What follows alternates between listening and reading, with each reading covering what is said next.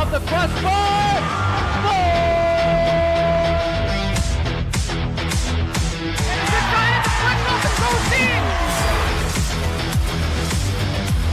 To left field and down for a base hit. Hunterdon Central is going to win the state finals here tonight.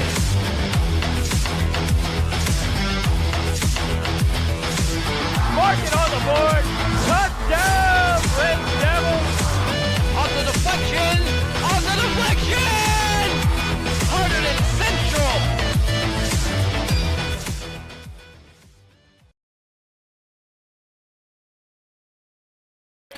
Welcome here to HGTV. We are live here from the field house at Hunterdon Central here. And it is very packed here, as I can tell you tonight. And we're just waiting here.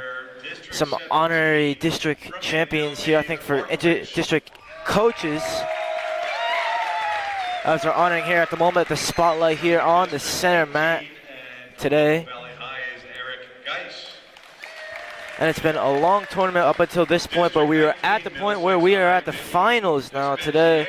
We're getting to the nitty-gritty of this tournament here. It's been a great venue so far here for Hunterdon Central. It's packed. I've never seen the field house this packed before.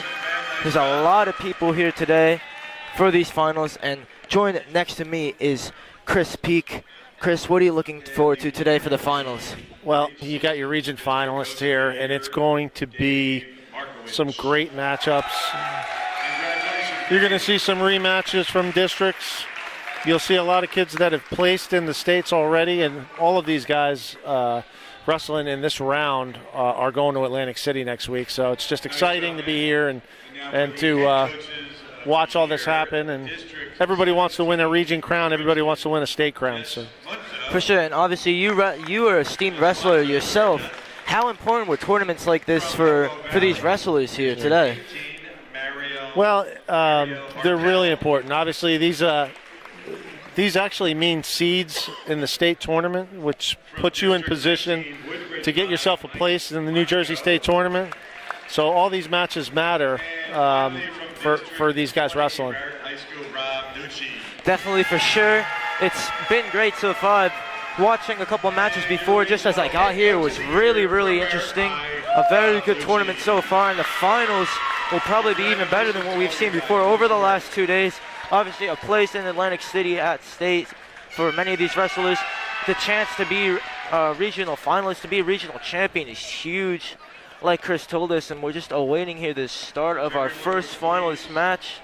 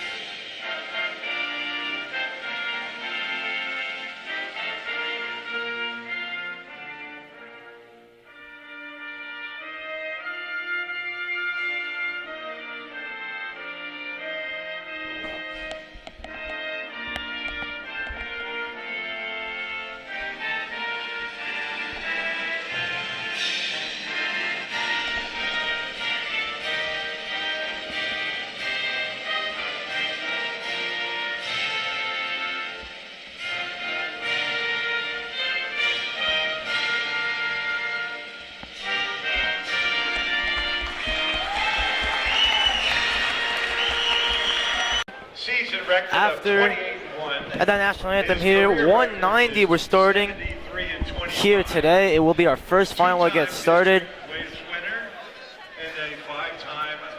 So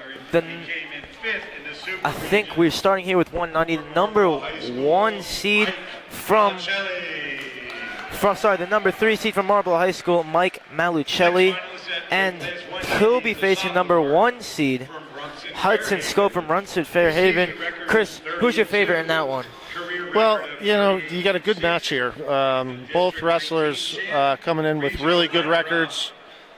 Hudson Scove has had a great season, 33-2 on the year, and then you got a one-loss Mike Malicelli. So I think it's going to be a well-contested bout. Yeah, Malicelli 28-1 on the year. He's looked really well. Like you said, also Scove 33-2, the sophomore. So this should be a great match as we get started here with the spotlight on the center mat. And early on, they're locked in. Snaps.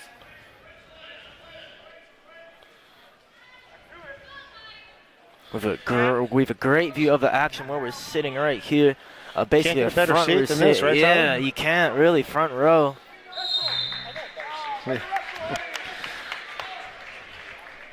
So they start again from the center.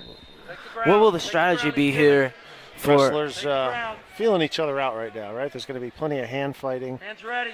They're going to see if they can move them into position to where they can take a shot.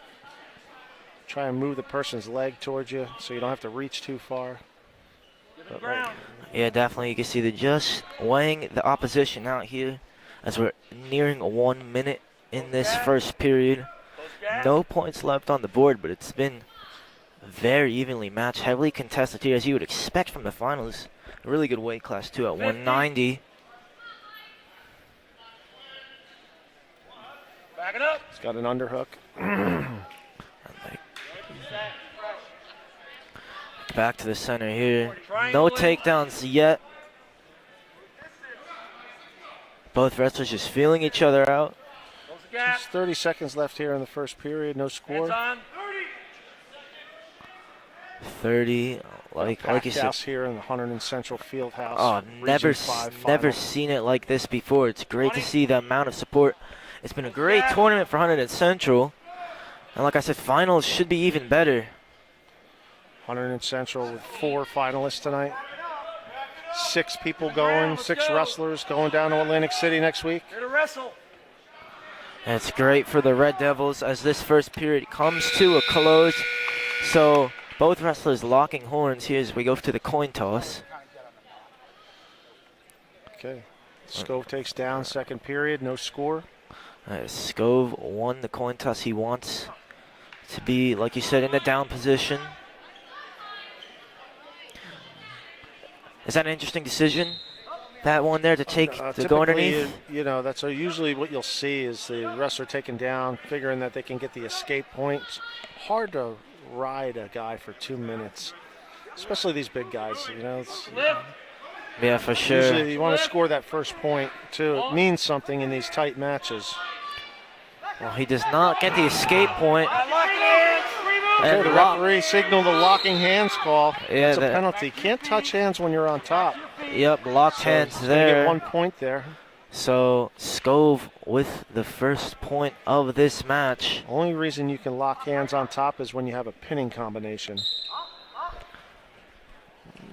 Okay, we got the escape now. 2-0, Scove. Scove up 2, like you said, with the escape point. And both of these guys are super strong, athletic freaks of nature, as you can say. I mean, it's tough if you have one of these guys on your back for the whole period. Looks like these guys spent some time in the gym. Definitely, for sure. Well, when you get to this point of the season, you're in the region finals.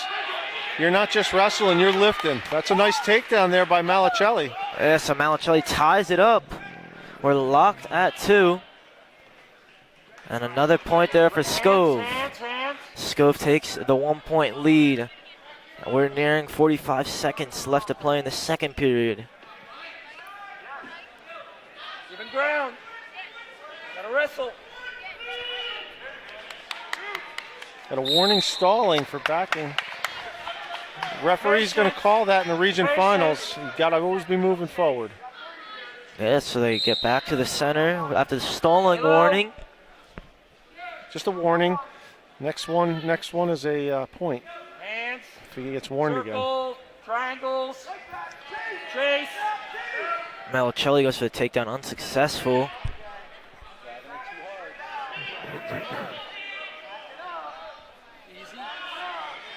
Easy.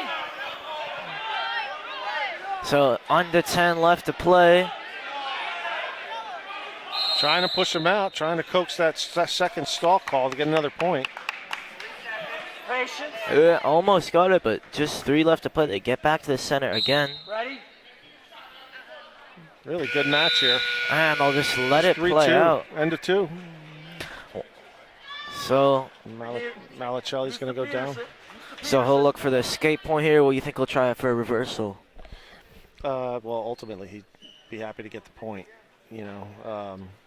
But he'll take whatever's given to him at this point. Yeah, he is down, needs Gonna be something. tough. But like I said, it's always tough to ride a guy for 2 minutes. Definitely. Guy's trying to get up. Tough to hold him down. Ankle. Good. Scove has control. A point leads here as well in this third period.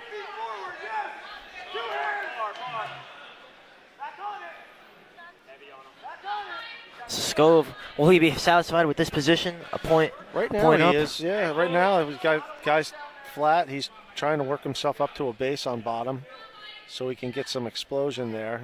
Can't really explode when you're laying on your stomach, so. Definitely, But for sure. He's got a good wrist ride going now. He's got a lot of his weight forward. Flatten. Use the ankle, far ankle. So Malicelli has not been able to escape. Scove's got him on the ground as we near 1 minute left in this final period. As it stands, Scove would be the 190 champion.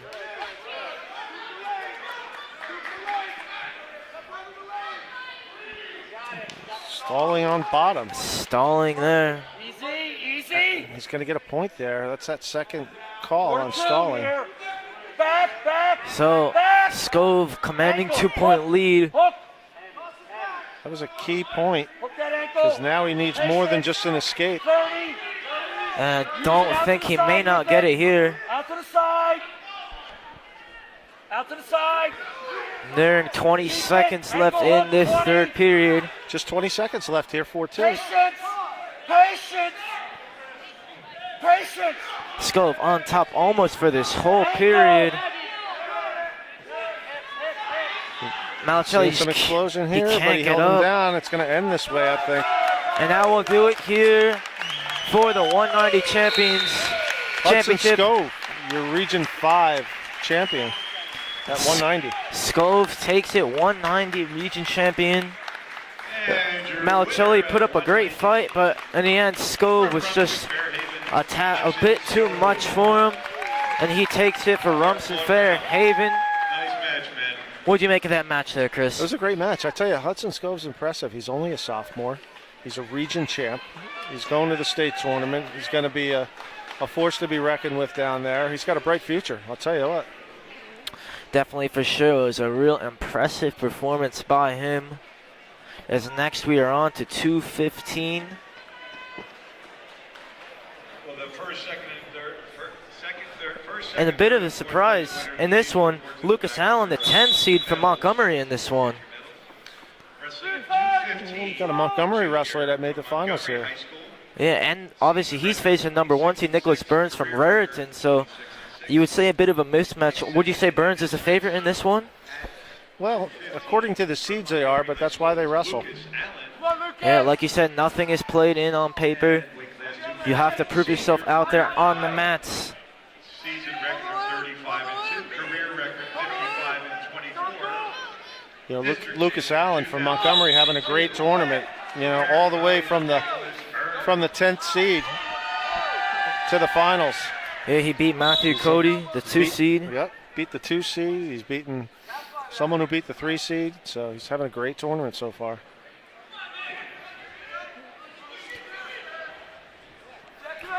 So how different does the wrestling become when you go up from 190 to 215? Well, then you can see the different body types. One's real long, lanky, tough to wrestle, a lot of leverage there. The other one's just a little shorter, stronger. You know, Burns having a nice year, 33-2 senior. There's still no points here, as this first period is under halfway. This is where hand fighting comes into play. In the upper weights, you see a lot more on their feet, a lot more positioning. You'll see this change in a couple of weights when we get back down to 106. You'll see a lot more movement. And, the upper weights tend to use their strength quite a bit more. Yeah, definitely, like you said, 20 seconds left to play in this first period. These two locking horns here. No points scored. Just been feeling each other out, like you said. Fighting in the spotlight here in the field house at Hunterdon Central. It's completely full. It's crazy the amount of people here. I was pulling in. It was parking lot was packed. The gym is packed. And you can see why the wrestling here has been really high quality. Yeah, the regions haven't been at Hunterdon Central. They're the super region here last year, but took a couple of year hiatus. They held it at Franklin High School, but there's nothing like having the region finals at the Hunterdon Central Fieldhouse. Just a historic building. They used to host the regions here for years.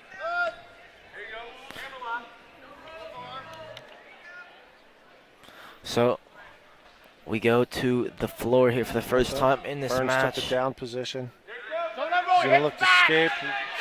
He does. He gets the escape up to his feet. So Burns, the first point on the board for the escape. The Raritan man in control here. Allen now will try to get him back down to the floor. Uh-oh. And he does, but he gets into a pickle here. In trouble here. So some back points now. Burns is racking up. He's in trouble. He's got a lot of time on the clock, too. He could take his time with this. Going to be tough to fight off his back for over a minute. Oh, and he does a nice job. Lovely play there from Allen to get up. But Burns gained 4 points in the process, or even more. He's up to 6 now. And he got the escape. So, look, I tell you, Lucas Allen, that's impressive. You get to your back in a bad position, but finds his way back up to his feet. Still in the match here, 6-1, just 45 seconds left. Second period. Still, he's down by 5, but showed a great bit of play there to get back up. He'll need more, down by 5. Burns in a good position here. 30 left to play in this second period. We get to the wrestlers go back to their feet. Took a shot.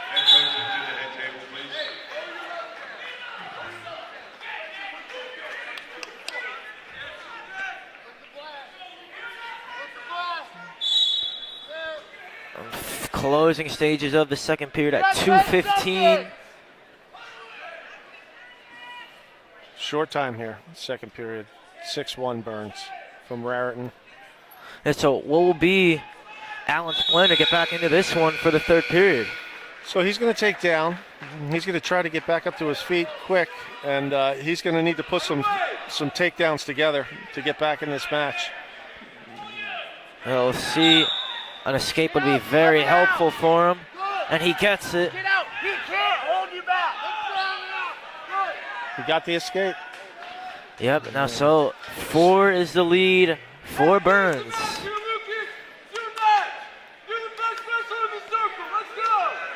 And Lucas Allen getting some real motivation from his coach. He's had a great fight. Been an underdog this whole tournament, and now he's in the main event under the spotlight here, and he's fighting to be the region champion.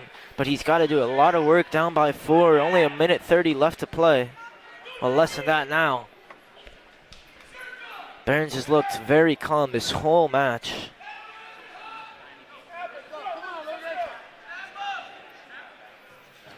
There's a shot attempt. Good defense by Burns.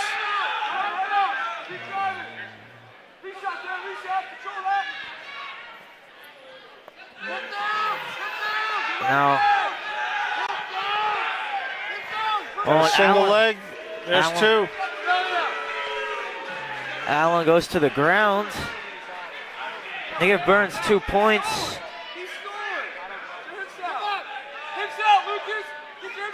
And then under 45 left to play now. Those are huge 2 points there for Nicholas Burns. Up by 6 now. Now it's basically got to get to his feet and hit a 5-point move from his feet to get back in this match. Which he can Looks like it will be tough from this position. Go for a 5-point. There's the But he escape. gets the escape. So he's going to have to look for a headlock or a lateral drop, something that's going to take the Raritan wrestler from his feet to his back. And he only has 20 seconds He's to running do out of it. time. You have 20 seconds. Under 20 to play. There's the He shot. shoots in. Go. There. And the Montgomery coach here furious there. And it looks like that will do it here. That As is. Burns takes the victory 10-3. So he is the Region 5 champion for 215. What a match, Chris. Yeah, that was a great match. Good match by the Raritan wrestler. He stayed in good position. He didn't get caught in any big moves. And listen, I'll give the Montgomery wrestler some credit too. I mean, coming from the 10 seed to get to the finals of the regions, he'll be down in the state tournament next week. And that's the great thing about it, is you get the chance to get your redemption down there. Definitely for sure. So now 285. Number 1 seed Brian Garcia from New Brunswick. He'll be facing the number 3 seed as well. So a bit closer, Lorenzo Portela from Red Bank Catholic, the 3 seed in there. What are you looking for in this match, Chris? Well, I'm excited. We got an undefeated wrestler here from New Brunswick. Hasn't been beaten yet this year. Top seed against Portela. Yeah, I think we're going to 39-0 see his he is. brother or relative later in the last match of the evening, who's also having a good year. Just a sophomore. Yeah, 39-0. Brian Garcia's the 190 group gets their recognition here in the center of the mat. Scove, the champion there. Our athletic director, Jesse Spencer, there with them as they hold up the bracket. They get the picture. I'm sure they took pictures on the podium as well. Ladies and gentlemen, your 190-pound winner, Luke Dupont, Brian Christie, Mike Malicelli, and Hudson Scove. As we gear up here for 285. So what is your favorite weight class to watch? My favorite is usually the one my son's at, but I like watching them. I like watching them all. So It's a good answer, have to say, but right now 285 is what we'll have to do with here. Number 1 seed Brian Garcia from New Brunswick, 39-0.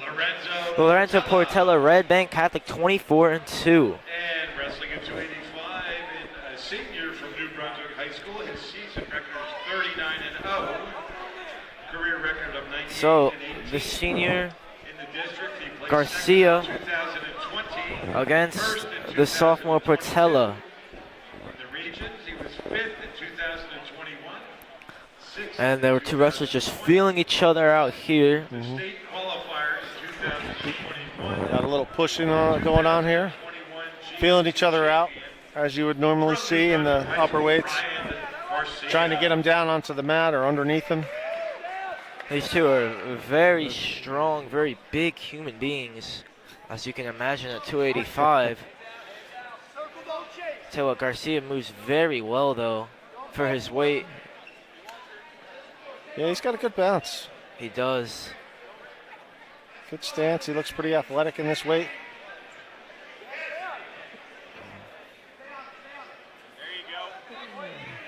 So still feeling each other out. We haven't seen too much ground action in the first period. It's mainly been the later periods where we've seen more takedowns, more shots being fired.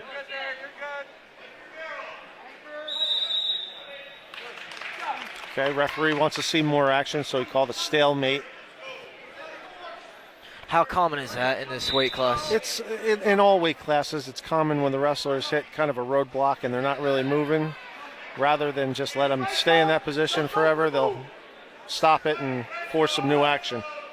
There's some hand fighting here.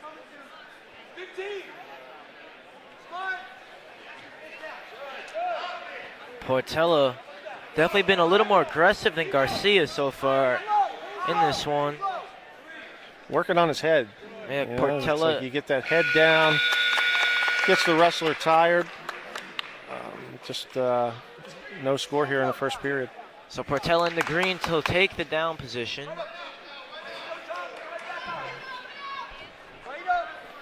Chance for some escape points, maybe a reversal.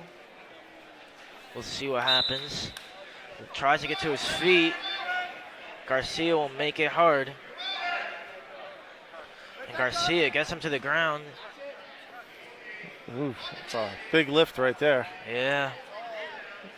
He's going to have to let him go or he's going to get called for stall, and then he does. He lets him go. So he lets him go, and there's Portela. First point on the board for the escape. So Garcia now in an unfamiliar position, down in a wrestling match. 39-0, he's been on the year. Under 90 left to play.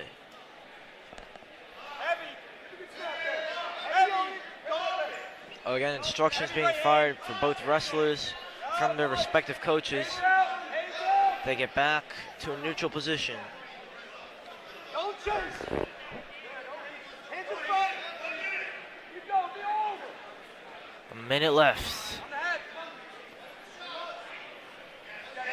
Don't go for fake. Don't go for fake. Relax. Garcia, couple fakes. Now he shoots in. They lock together. He's working him way off the mat here. Oh. See what the call is here. Referee could have called a stalling on that, but he didn't. Hey, they were in conversation there. Yep. Don't go for fake. Two referees making sure they get the calls right. They'll talk a lot during the match. They're Bounce things off of each other, make sure that they get the calls right. Red Bank Catholic coaches telling Portela not to go for the Garcia fakes as he's been throwing them out a lot so far in the second period. He's quite nimble for his size. So they lock together yet again. 15 left, under 15 now. Into 10. Brian Garcia only down by one. And the Red Bank Catholic coaches big furious flurry. there. So the Red Bank Catholic wrestler Portela got hit with a stalling warning. The New Brunswick wrestler was just a bit busier than the other. So they're very meticulous with those calls. We've seen that a lot so far. Of course, the standard in regional finals is very high, and now Garcia gets the escape points. We're locked together at one. A grandstand finish here in this third period. 1:46 left to play. Portela's going to need to stay busy. He's got a stall call against him. If the Garcia guy keeps staying as active as he was at the end of that second period, he could draw another stall call.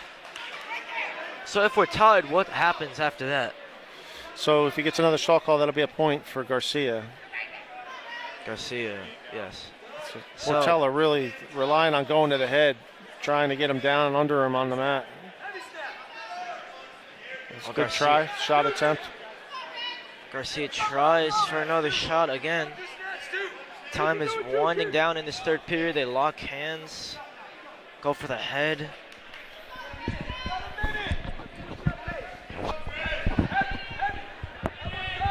Under 1 minute left to play.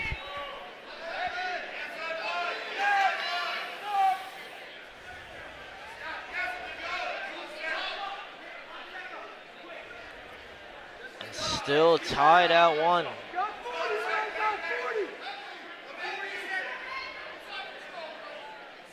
Portela looking for the Got takedown. double underhooks here. He's going to look to bear hug.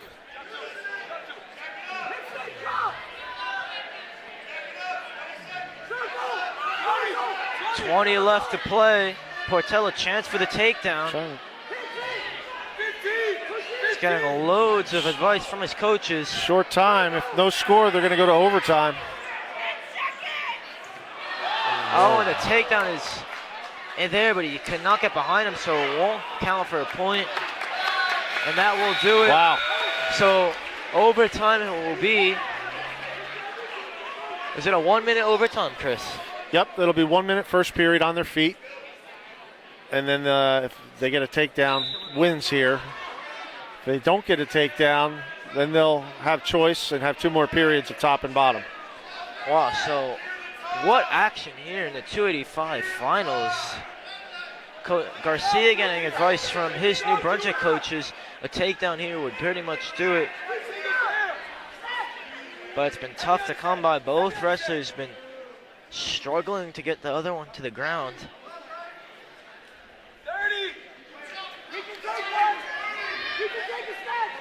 30 left to play. Nice shot attempt.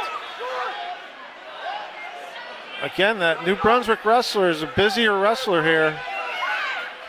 Yeah, Garcia's been looking for any possible avenue for the takedown. He's in trouble here. So he fought out of that very well.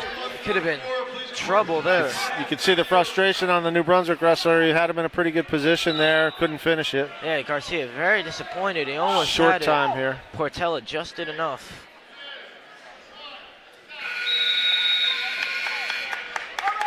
And that'll be it. The toss is up. All right, now 30 seconds left. The 30 seconds to get out here. So 30 seconds for Lorenzo Portela. Try to get the escape point.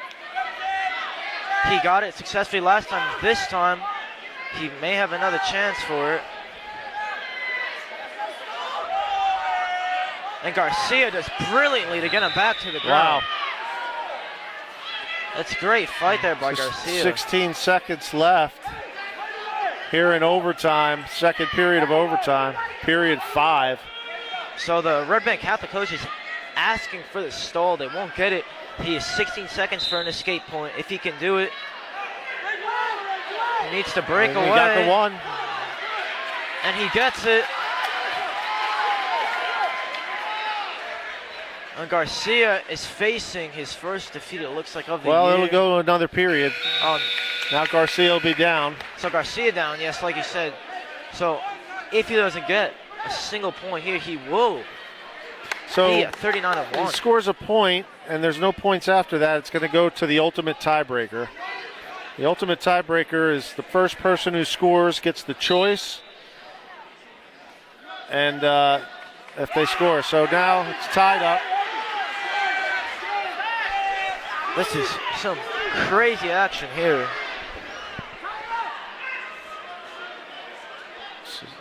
Under 15 left. Garcia looking for any possible points he can get. Looking for the takedown. Short time here. Now we're going to go to the ultimate tiebreaker. I believe Red Bank Catholic is going to have the choice, and they're going to go down. So now, if he gets out in 30 seconds, he wins. If he can't get out, he loses. That's how that works. Really successful from the escape points all day. And this is the championship on the line right here. Garcia's undefeated record.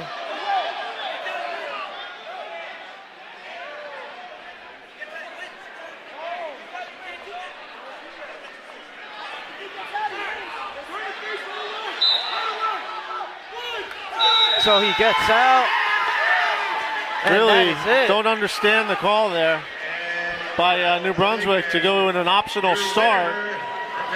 Almost let him up. Really should have started traditional and tried to ride him as long as he could. Yeah, why is he seemed like he let him up quite easily there. Yeah. Medal winners are as follows. So another sophomore and another region champion. And so Garcia faces his first defeat of the year. Portela is the champion. Your third place winner. As we move on to 106, a pretty big change from 285. As 215 winners are being announced. So for 106, it is the 1 seed and the 2 seed. Number 1 seed, Patrick O'Keefe from St. John Vianney, and number 2 seed, Anthony Rossi from Hunterdon Central, our very own here. Should be a great match, Chris. So it's a rematch of the District 17 final where O'Keefe beat Rossi 5-2. But the way Rossi's been wrestling in this tournament, this should be a very good match. Sophomore with a record of 32-3. So Rossi, His career record is 41-6. 41-6 career record, 35-3 record on the season. He's played second in region, second in district. Round of 12 at the Feast of the East. Like you said, Chris, he's had a great tournament.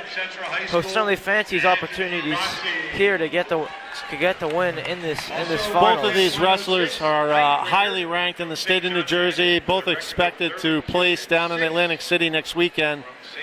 So you're seeing a good sign of what's going to happen next week. So O'Keefe from St. John Vianney, 30-6. The freshman versus the sophomore, Anthony Rossi. They shake hands and we get underway. And already a very quick pace match.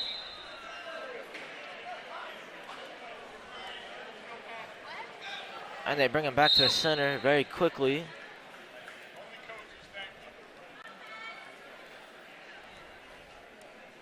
So super light and nimble. Obviously, they are at 106. A little different than what we just saw, right? Definitely, for sure. Who's your favorite in this one, Chris? Well, obviously, I got to go for the hometown favorite here, Anthony Rossi. Love to see a revenge match here. He's in deep on a shot.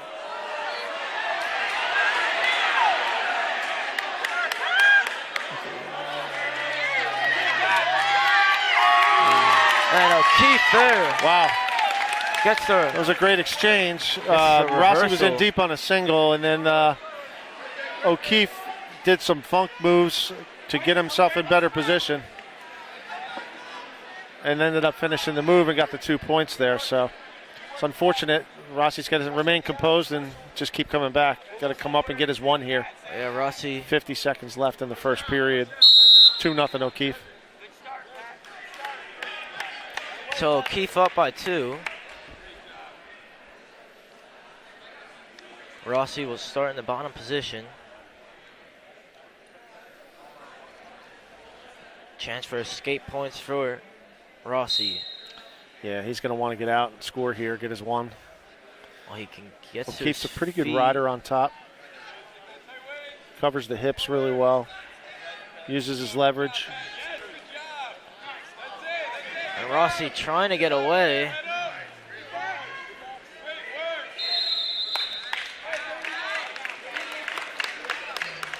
So just to clarify, Rossi lost in district champs to O'Keefe. He did. Lost 5-2 last week. This is a rematch of the District 17 finals right here. So a lot. Sir Rossi will be thinking about revenge this whole week.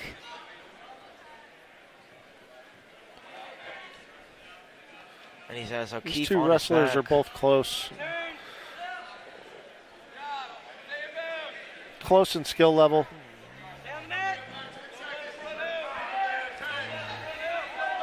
And under 10 left to play here.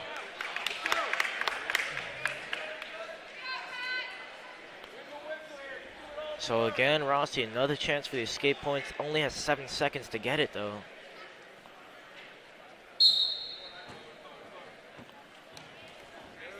O'Keefe, great takedown to prevent those escape points. And he'll go into the second period with a 2-0 lead. As they flip the coin. Rossi gets it, and he defers. O'Keefe elects to go down second period. Rossi's going to need some offense on top. Try to look to get a tilt or something going. So we're underway. So quick switch attempt there by O'Keefe. Great reversal from him to get the 2 points. He's up by 4. Okay, Anthony got his one escape. So That match score 4-1. So Rossi was able to get away there. That's it. Good, Patrick. Rossi gets a takedown. He's right back in the match here. And I'll certainly look for it. They lock again. Good shot attempt. Follow that.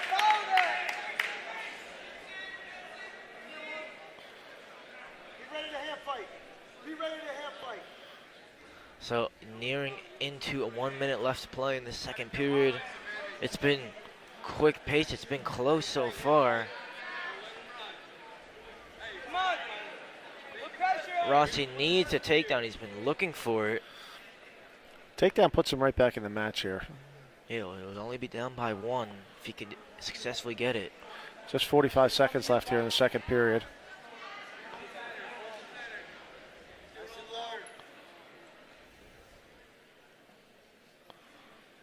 So both wrestlers moving very quickly, feeling each other out, faking.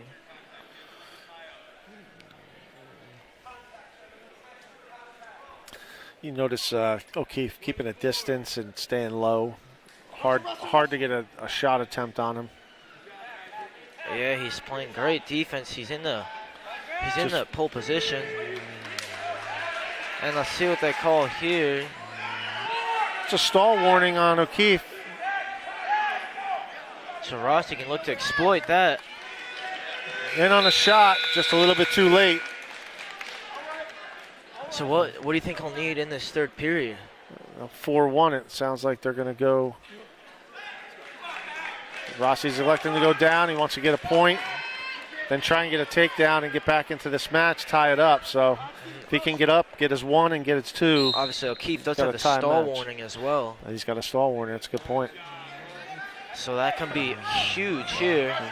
Plus, O'Keefe seems content just to hang on to this lead.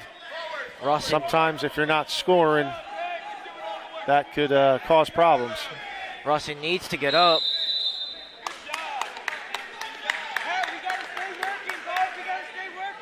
So he gets another chance for it. Minute 40 left here in the match. Plenty of time. Needs to get his 1 here. Step up with that left foot. There it is. Ankle.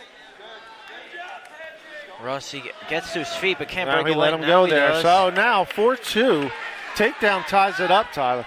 Yeah, it's certainly interested. 2 points separates it. Takedown will be crucial. He has a stall warning as well, O'Keefe. So if Rossi could get the takedown, he'll be in pole position. Just needs to get a shot on. O'Keefe is pretty difficult to get a shot on.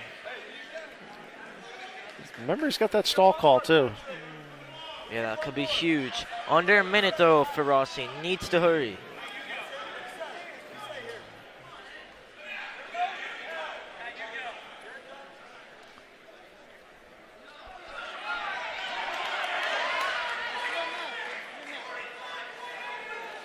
Rossi goes in.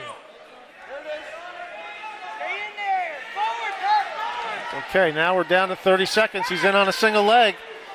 Got to finish this. Could be fruitful for him. He's got a shin whizzer. Has a leg, like you said. Now he's trying to Jonesy. Trouble. He got the Jonesy, so he got the 2. And he's going to get some back points here. So O'Keefe racking up the points here late on. Has the back points, got the reversal. And a huge blow there for Anthony Rossi. It was a good match. Anthony just needed to finish that single leg. Nice match, man. Got to get it right up, right away, 285-pounder. and try to finish that. Fourth place winner from St. Joseph. Yeah, he had a good chance there, but couldn't close down. O'Keefe takes the championship area for 106. Christian Stevenson from Marlboro. So now moving on to 113. Second place winner from New Brunswick Again, High it's School, 1 versus 2. Garcia. The first seed, Logan Rowland for Oldbridge, the sophomore, 25-1 on the year. First place medal winner. And like I said, he is playing the 2 seed. Anthony Knox, again for St. John Vianney, 27-1. The freshman should be another great match. Actually, this isn't a freshman. This is a super freshman. Anthony Super Knox is, I think he's the #1 ranked kid in the country at this weight class. He's a spectacular wrestler. But because he's a freshman, he doesn't come in with any criteria to get the #1 seed. But he's definitely the odds-on favorite in this match.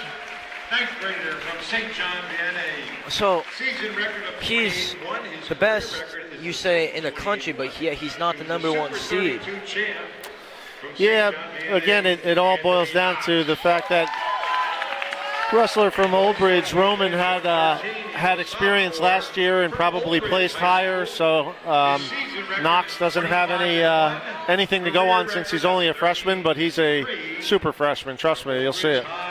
So it looks like we're in for a treat here. Two talented wrestlers. Are you saying Knox is the favorite for you, Chris? I mean, this one favors Anthony Knox from St. John Vianney here. He's an accomplished wrestler across the country. So see what he can do here He's very strong. against Roman. It's a nice shot there. It's two. Two for Knox. So Knox up early. They go out of bounds there. Tell you what, St. John Vianney with some great representation in the finals here. Are they usually a powerhouse in wrestling, Chris? So St. John Vianney this year just happened to get a group of kids that have been training together to all decide to go to St. John Vianney, and giving them a really strong team, top 10 team in the state of New Jersey.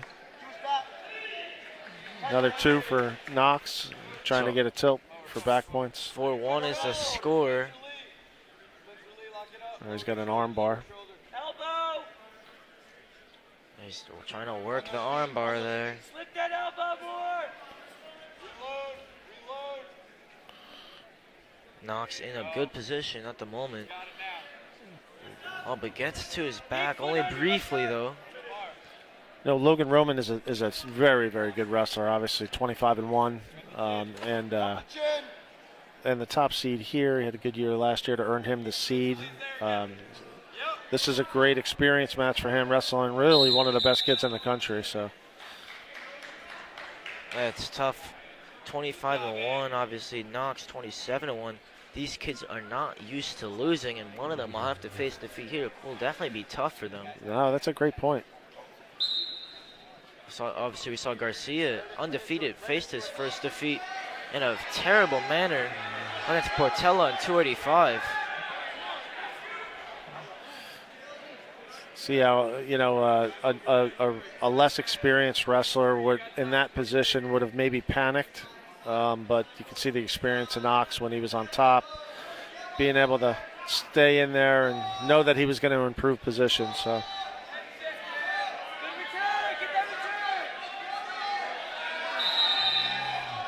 Knox just happy to get him out of bounds there, and he'll restart in the top position. I'll tell you, Roman is a tough competitor here. Wrestling Knox really tough.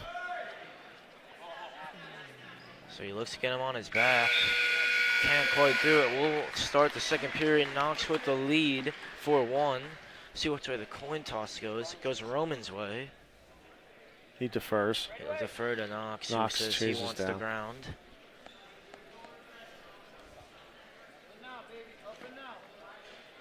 Up the whistle.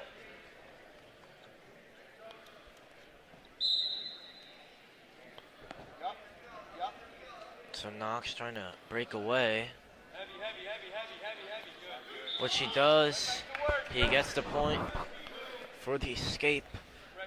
Commanding 4-point lead. Now 5-1, second period, in favor of Anthony Knox. Pressure on that.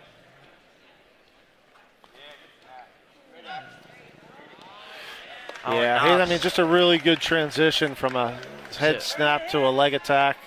Great takedown, like you said. Now 7-1, minute and 20 left in the second period. Favor of Anthony Knox. Anthony Knox is going to be one of the favorites in the state tournament next weekend down in Atlantic City. Yeah, I tell you what, he's a brilliant wrestler. Like you said, Chris, you were spot on with that statement. Nice escape there. We got one. I got to tell you, Logan Roman is He's one tough customer here. He will not go away. He is not going away. He's not intimidated at all by the status of Anthony Knox, but gave it a shot, but he got a takedown and now getting back points.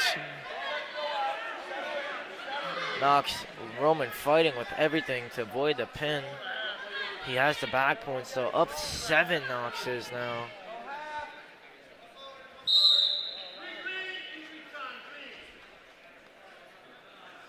And Knox pulls up injured, so Roman down 10. It would look closer for a second, but Knox, he got the back points now with a commanding lead, I should say.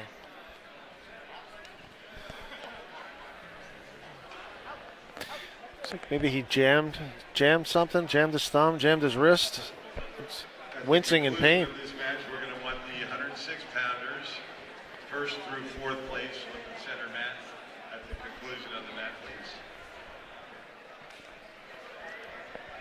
So we await the start of the second period to resume here at 1:13.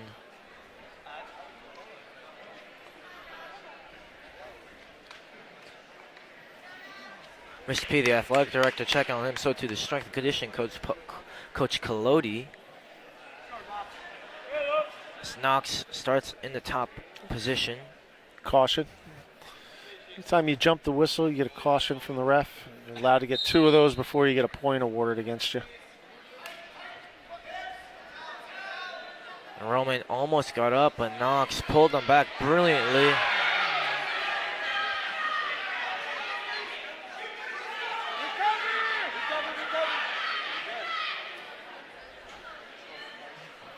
Oh, spun Good away. flurry.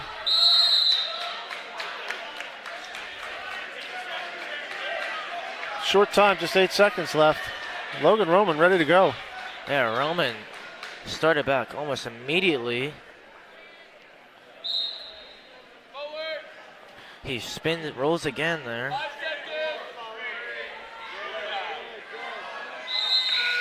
Couldn't quite get the escape. And Roman wants the bottom position again. His Old Bridge coach is telling him. Knox will start in the top position.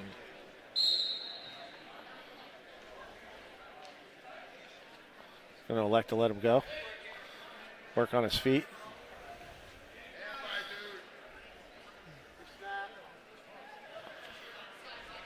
So Knox down by 9. They lock horns yet again.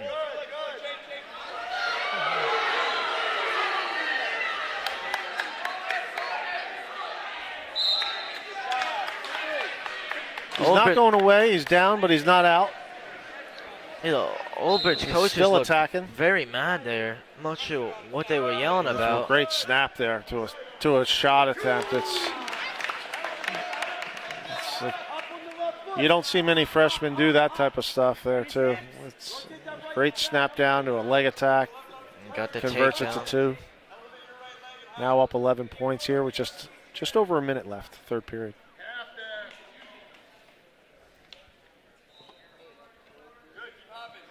A minute left to play.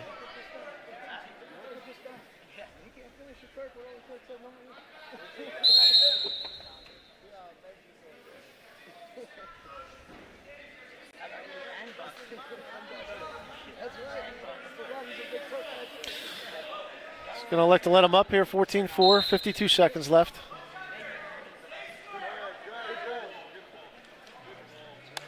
So Knox in a great position here.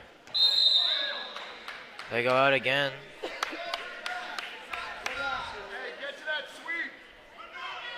Nearing 40 seconds left to play. Circle standing. Circle, circle. Good job. You're physical here. You're physical. And still, both wrestlers not letting up, despite how late on it is. Roman has showed great fight this whole match. Knox, though, has just been I mean, dominant. if you go back and look at Anthony Knox's matches this year, he probably hasn't been tested like he is in this match by Logan Roman. He's used to pitting really fast or getting a tech fall. You know, the score's 14-4, but it's been a good contested match. Good job by Logan Roman. Yeah, it has Anthony been. Knox, your Region 5 champ at 113. Ladies and gentlemen, your winner at class 113 from St. John Vianney. So St. John Vianney racking 2 regional champions on Knox with the championship. Now as we move on to 120. Medal winner, please take center stage. Center mat, please. So again, 106 pounders. St. John Vianney having another wrestler in there. Jack Saltzman, another freshman, 23-7 versus number 1 seed from St. Joe's Metuchen, 34-1. The senior Nick Caiello. Nico Calello. So again, 2 versus 1. We saw a bunch of upsets Fourth place winner today. from middle section Nico tennis, Calello from Lieutenant St. Joe Matt. Metuchen. St. Joe's Metuchen has had a lot of wrestlers represented so far in these regional championships. Your third place winner from Middletown North was Brady Klinsky. Second place. As 106 from Hunterdon winners High School, getting Anthony announced. Rossi. And your first place winner from St. John Vianney, Patrick O'Keefe. Nice job, man. Good luck with the states.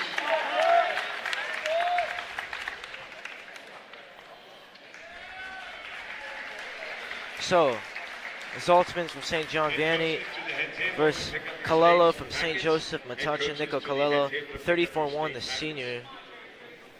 Both of these wrestlers with having great years. 20-pound weight class. So this match is favored for Calello right now, but Zaltzman's a tough competitor. He's a freshman, but he's a First place in the very accomplished wrestler. Does a lot of wrestling in the off season. This should be a pretty good match. Again, favored for Calello, but from St. Joseph Metuchen. His season record is 34-1, career record of 120-13, 2-time district champion, 3-time regional champ, third in the states in 2021. He'll be attending Kent State University. Once again from St. Joseph Metuchen, Nico Calello. So two Calello, takedown for Zaltzman. Calello versus Saltzman. so Calello, I think they said attending Kent State University for wrestling. Head And then coach there's a of reversal. Head scorers table to collect your state. Score now tied up. So it's all tied here at 2. Forward.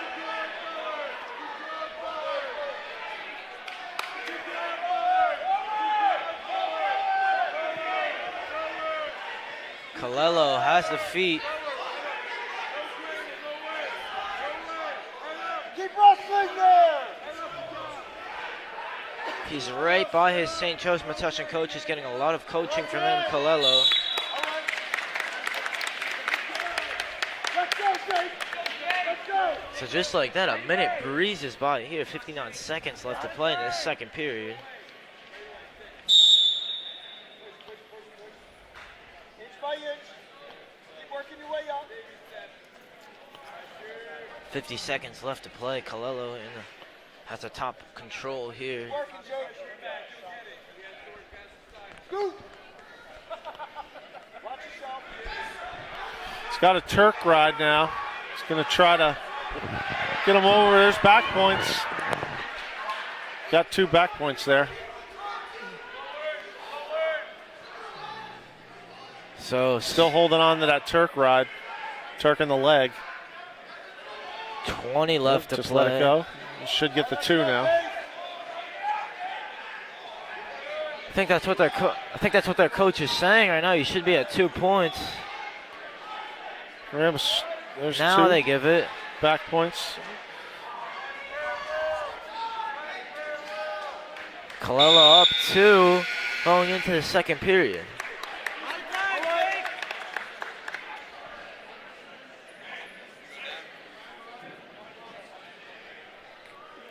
Okay, Nico Calello chooses down second period Do what you do, Jake. with a 4-2 lead. And he'll look for the escape points, try to get up here. Go to work. Go to work. Go to work, Jake. Go to work, Jake. Saltzman working call it a crab ride. Colello doing a nice job. He's almost out, but long legs. Saltzman's hanging on. Yeah, clawing on there to Colello Saltzman.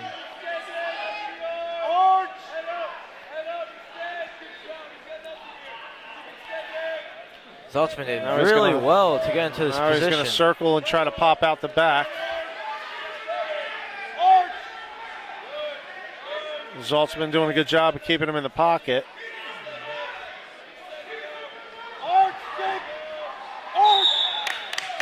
Then the referee blows a stalemate. So not enough change in action and wants to see a fresh start. Now 1:08 left, second period. Nico Colello down on the down position, but up for 2. Yeah, he's looked good so far this whole match. Still got a lot of work left to do, only up by 2.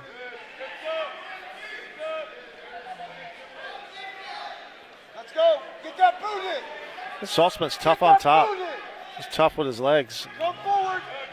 Yeah, very long Come forward. Get that Saltzman. boot in.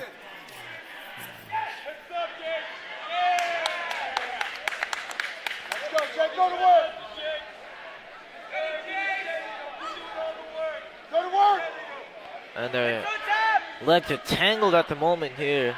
Colello still with the 2-point lead. 30 left to play in the second period. Putting on a great ride here, second period.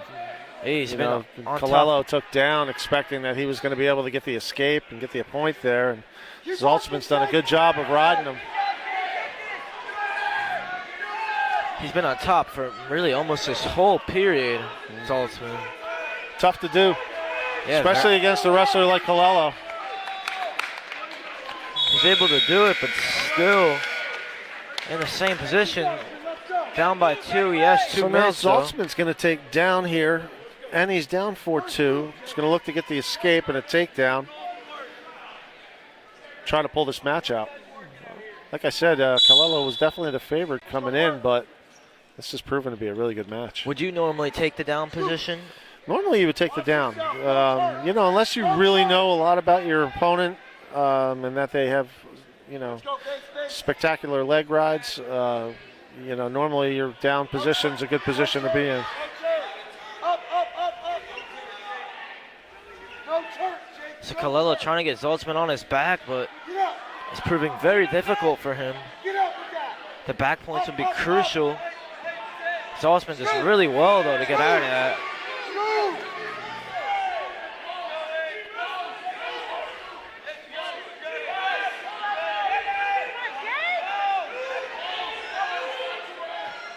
Now he does have a Turk ride. Oh, referee blew a stalemate there. Again, Saltzman had the leg of Colello. First move. First move. Another chance for the escape points. Let's go, let's go, let's go. Just over a minute left here in the third period. Colello holding on to a 4-2 lead. Yeah, like you said, Colello up by 2. It's Now he's got a Navy ride. been a low-scoring match. Still 50 seconds left to play. So both wrestlers on top have been tough. Referee didn't like a parallel ride. Usually the referee wants to see you out to the side on top. So again, we restart. Now into a Navy ride again. Of course, they have names for everything, Chris. Yeah. Wrestle. With just 30 seconds left here.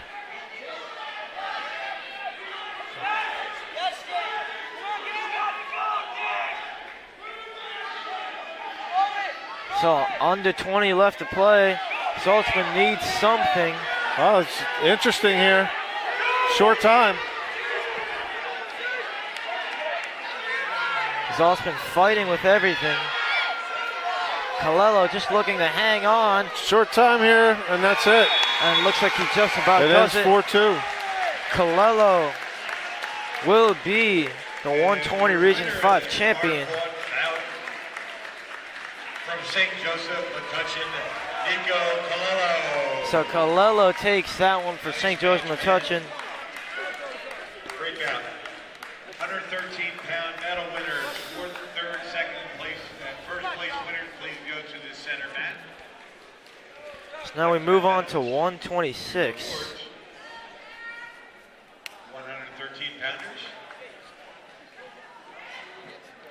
Jack Zaleski from Middletown South, 29-5, the junior, goes against Joe Giordano from another one from St. John Vianney, 23-7, another junior. So St. John Vianney with loads of involvement in these finals. A lot of talent, a lot of young talent. They're going to be good for a number of years, providing they keep that team together. Roman. And your first place winner from St. John Vianney, Anthony Knox. Good luck in the States, man.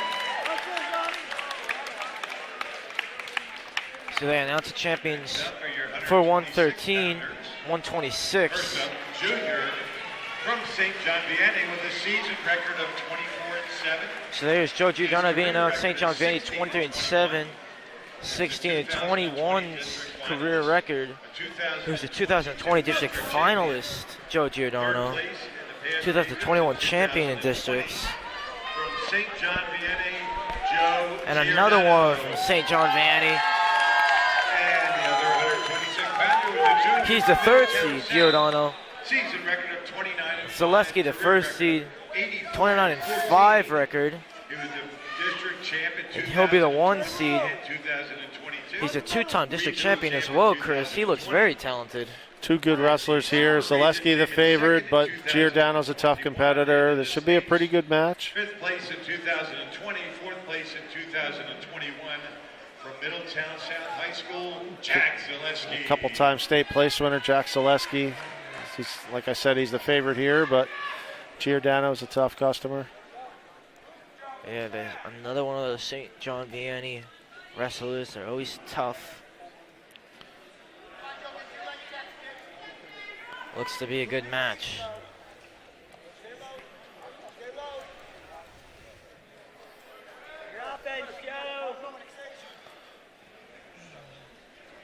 So both wrestlers feeling each other out.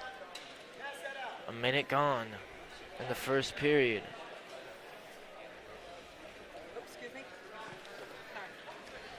Go, go, go, go, go! Joe, Joe! Extend it. Up, up.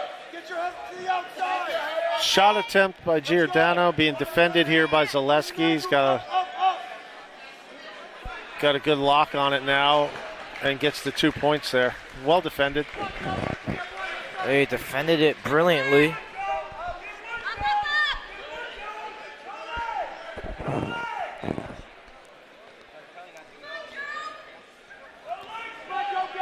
So Zaleski again in the top control. Under 20 left to play. Throws a leg in. Let's go! Let's go! Just a few seconds left here, period 1. So that will do it for period 1. Will be Zaleski with the lead. It was an interesting first period, very evenly matched. Should be a good second period as well, Chris. Giordano going to take down second period.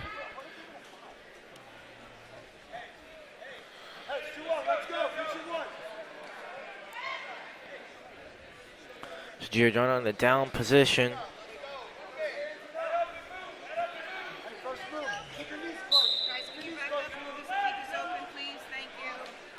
Zaleski in the top position to start like he was in the start and the end of the first period.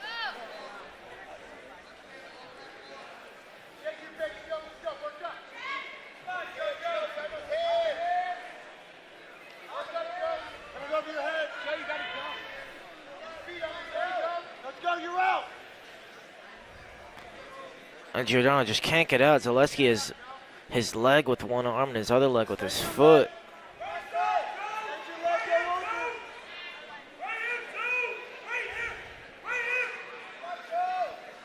Both wrestlers tangled up here on the ground.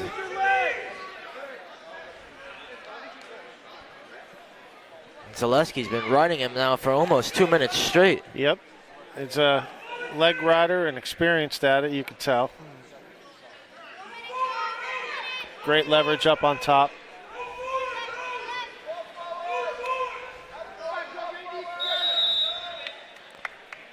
So ref calls a stalemate. Yeah, he wants to see a change in action, you know, keep this match moving. Well, that's going to be a caution. So Zaleski jumps the gun there. And again, he's so quick. You blink and he's already on him. Giordano just can't get out.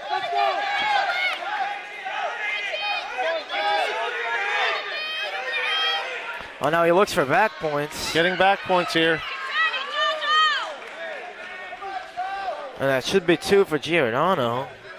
Zaleski, crafty veteran there. Couple times state place winner. Really understands where his body is and is able to get a couple of back points there. And he gets a takedown. Oh, the reversal, should I say, brilliantly.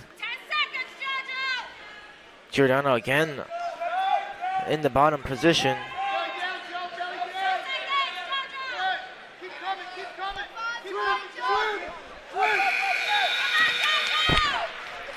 And he couldn't get up there, so Zaleski 4-0 lead into this third period. Zaleski going to take down here third period with a 4-0 lead. Giordano's going to have to get something going with his offense on top. He's getting lots of motivation, Giordano, from the crowd, from his coaches. But he needs some points here, needs them quick. Gets Zaleski to the ground. He's on top for what seems like the first time in this one. Zaleski has got plenty of time here if he doesn't feel like Giordano's a threat to turn him. He's okay, but he's going to elect to try and score here. He's only taken what Giordano gives him, and he got his leg out far, so now he's got the leg. But he's in good shape here with the clock. Letting some time wind down. Giordano's not really putting him in danger, so.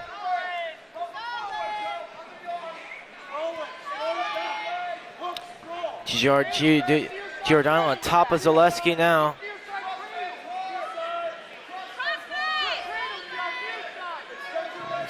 Zaleski now making an attempt.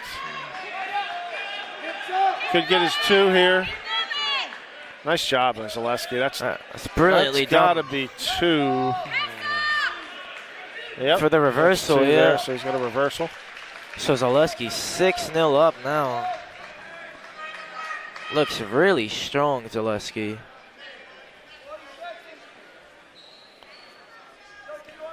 Under 40 left to play. Zaleski with a commanding lead.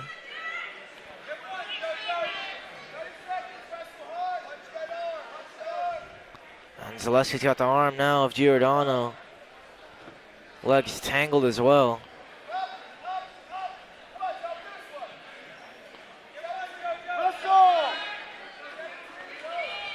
Looking at the clock, just a short time left, 10 seconds. Looks like Jack Zaleski is going to take home a Region 5 championship. Yeah, so who will be your Region 5 champion for 126? Jack Zaleski.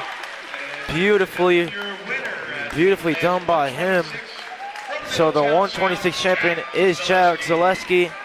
And just like that, we're on to the 130s, 132. And yet another one from St. John Vianney. Nico Diaz, 32-5, the senior. And he'll be taking on the second seed, Phil. Also, so they just announced 120-pound champions. So we'll await the 132-pound championship. Phil Stahl for the 2-pound seat from Red Bank Regional, 35-2. The senior taking on the St. John Vianney senior as well. Nico Diaz, he's 32-5 on the year, so it should be 2 experienced wrestlers in the final for 132. In second place from St. John Vianney was Jake Saltzman. And And your first place winner from St. Joseph, Metuchen, Nico Colello. That one's for you, Pat. So the 128-pound champions being announced. 132 pounders. Red Bank regional high with a season record of 35-2 with 105 career wins. 105 career wins for Phil Stolfa from Red Bank Regional. 35-2 on the year. Three-time regional. He's a district champ regional qualifier for 3 years. And he was a 2021 state qualifier for Red Bank And he was in the qualifiers from states last year. So Phil Stolfa, an experienced senior from Red Bank Regional from St. John Vianney. Another one, Nico Diaz, the senior. 35-2 this year. 99-25. He's on that 100 wins, Chris. And it looks like it will have a great match here of two really experienced wrestlers. Yeah, this is going to be a good match. Nico Diaz is probably the favorite there. He's pretty explosive, as you just saw there with that double leg takedown. And he's sitting on 100 wins, too. Escaped there by Phil Stolfa. So early on, Diaz has the 2-1 lead. Pull, pressure, pull.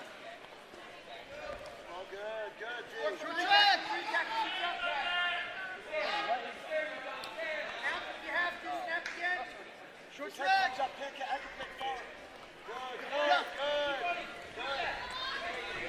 Pull down.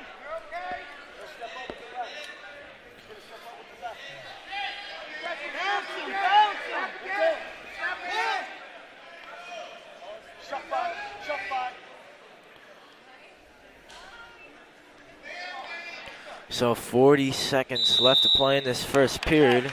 Sorry, 41 seconds left to play. Diaz still with the 2-1 lead. Yes, you got moving. So that's a great shot.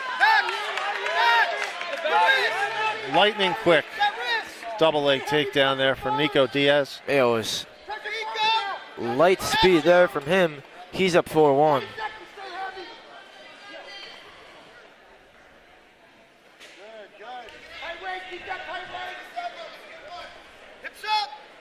10 seconds left to play. Diaz still up by 3. He's going to look to ride him here with just a few seconds left in this first period. 4-1 lead for Nico Diaz. So Diaz takes the first period by a score 4-1. This another one of those St. John Vianney wrestlers, a senior. Just a reminder, states packets 32-5 this year. Packets are available at the head table. See Rachel, please.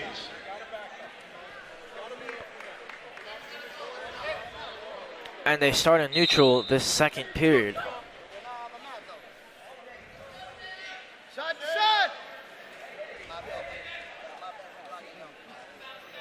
As they feel each other out here. 5-1 Diaz leads.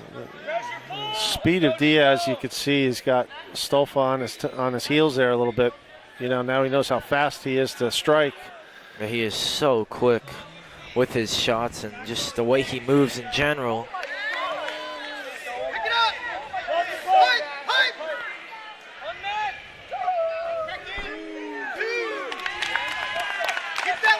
So Number 2 for 2 Nico. there for Diaz. 7-1 he leads now.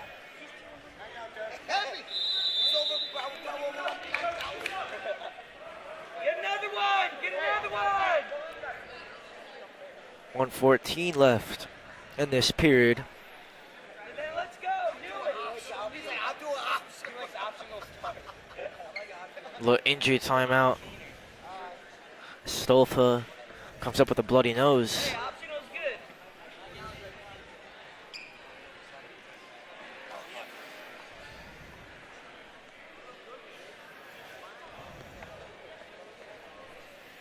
Santoro. He likes to be mean, that's why.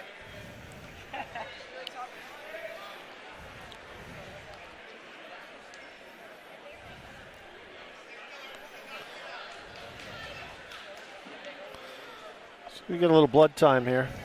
Yep. Getting ready to So start the action here. 1:14 left. Second period. Score 7-1. Nico Diaz on top of Phil Stolfa. Watch your feet. Elect to let him go.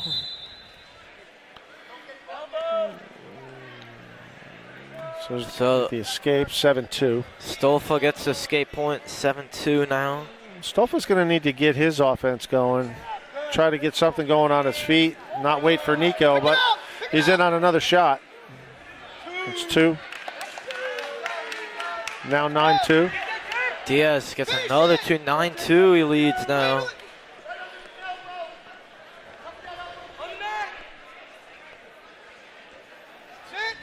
Try to drive. Try it up. Try to drive.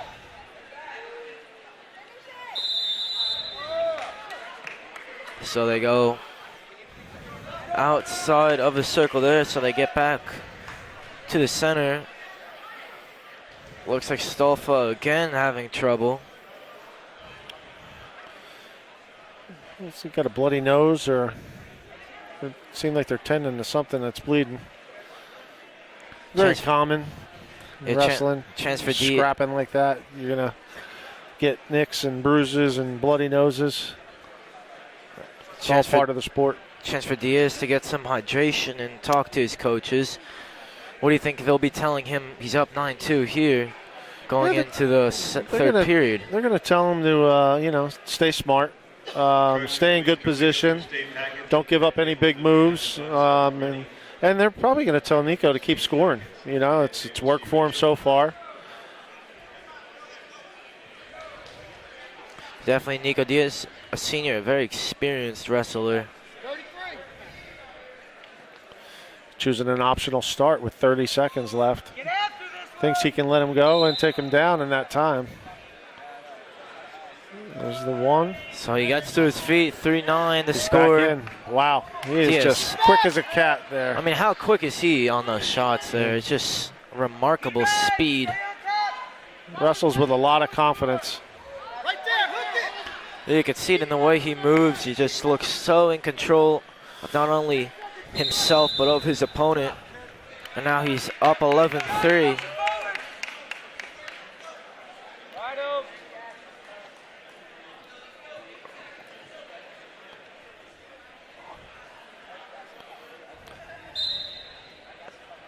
And again, he goes quick.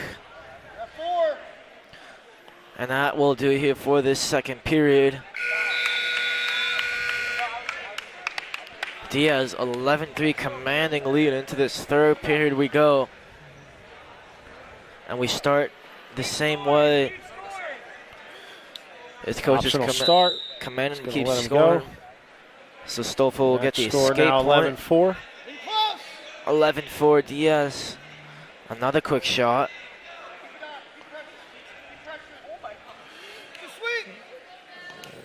Hold in. Hold in. Get it. On ankles. Stolfa goes over Diaz. Diaz gets the legs though. Outside foot. Get that outside to his hip. Left foot. This is the best attempt that Stolfa's had at getting some points here. Referee blows a stalemate. Stretch sweep. Footwork. Your stand, your motion. Left hand foot. Get more. Pressure, get back to your offense. Get the reaction. Go. And Diaz just still wants more points. His coaches are egging him on to get more. He gets another 2. Very impressive on his feet. Lead is 9 for him. Very, very comfortable on his feet, and you can see why. Explosive. Single, up, up. Pick it up. He goes low again. Turk it. To his back. Who's back? Looks to get Stolfa on his Just back. has to pop his head here. Push it off. Push it hard, buddy. Stolfa showing great fight. Walk his head. Diaz in a great position though, has to be said. Keep extending the leg. Go towards his head. There's the 2. And they get 2 points yet again. He's up by 10. More blood time. And Now again, 15-5, 27 seconds left here in the third period. Stolfa again with some blood as he's down by 10. Diaz has wrestled brilliantly so far in this one. Yeah, I mean, you got to be impressed with the way he attacks the legs on his feet. He's very quick and elusive. Yeah, he'll certainly will have a good chance, you would think, in Atlantic City. He's definitely a favorite to get on the podium down there, without a doubt. Did you ever get the chance to go to Atlantic City?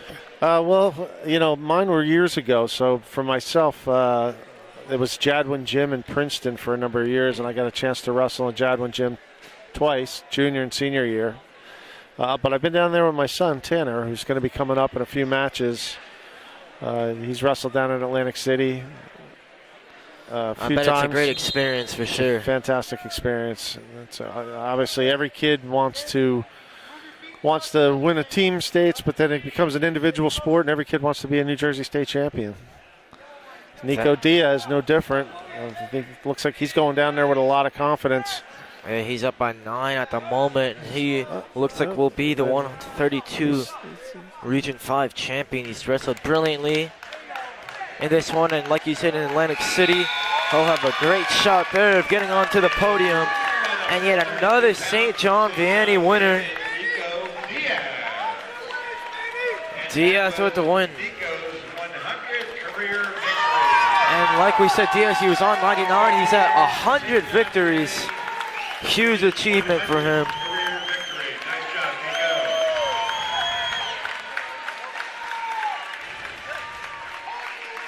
Nice match on both sides.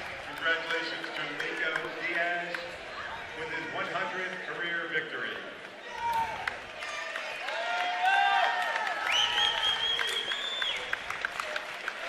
So as we move on to 138, another Raritan fighter, Zach Riley, or wrestler, sorry, I should say.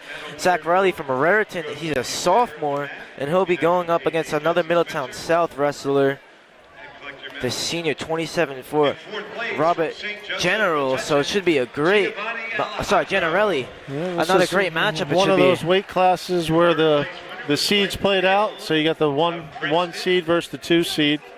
Generelli versus Riley, Middletown South versus Raritan. Middletown South the top seed, and Raritan the 2nd seed. Raritan have 1 win already today. Of course, Zaleski won just a couple matches ago.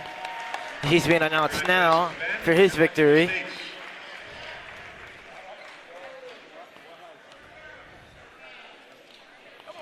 So Zach Riley pacing 31-2, the sophomore from Raritan.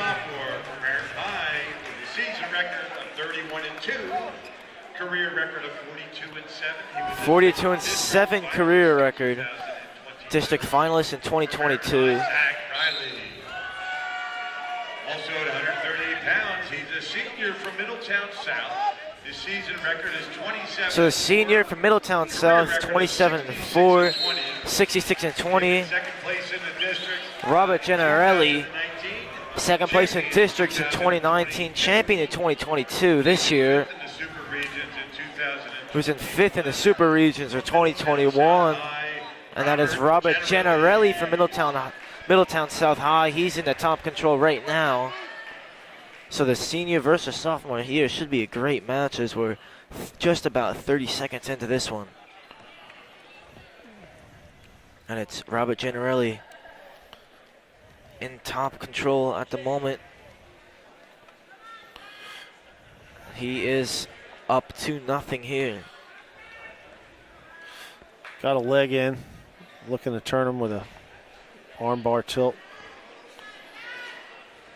It's got a rolled through there. It's got a ball and chain. Looking to tilt him with a leg in.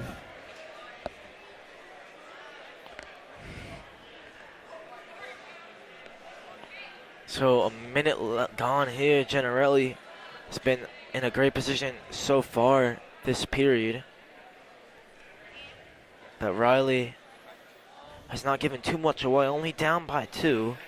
Obviously still a little bit left to play. 34 seconds left in this first period.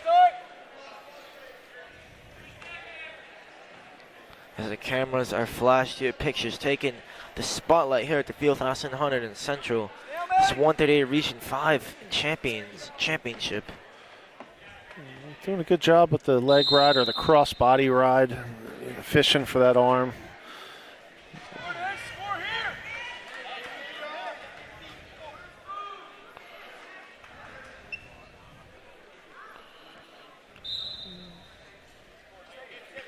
So, as Riley started on the bottom.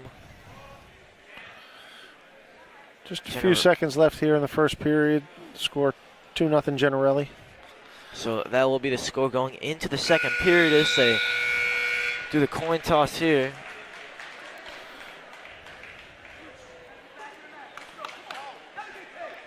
And it looks like Riley opts to start in neutral.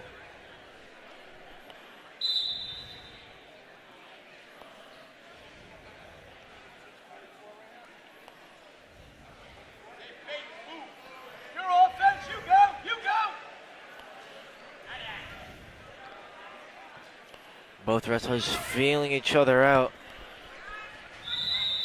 Oh, There you go. nice little hip toss there, but out of bounds. Looks like Riley with a bit of confidence he has now after that little move there. Hopefully he can, for him at least, he could take this one, turn it into points, down by 2.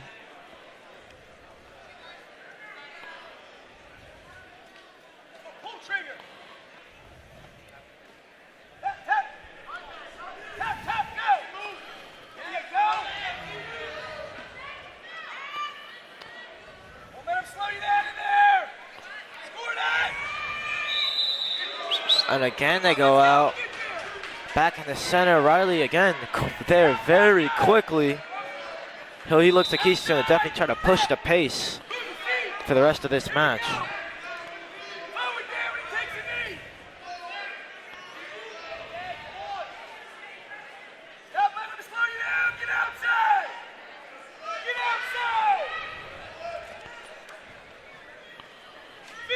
Under a minute left to play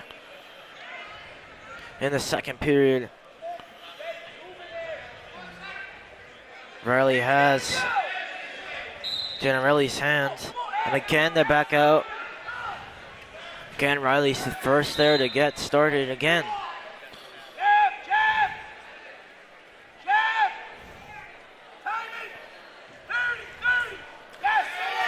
Nice shot attempt there. Stall call on the Middletown South wrestler, Generelli. Just a warning. Raritan coach is very happy with that shot attempt there by good defense. Riley. Defended the shot well. 12 seconds left to play. Sorry, 11. Again, they're back to the center.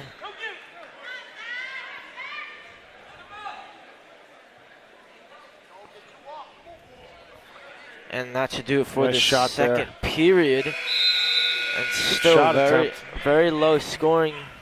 Generelli 2-0 lead. And Generelli will start in the bottom position. Chance for some escape points for him.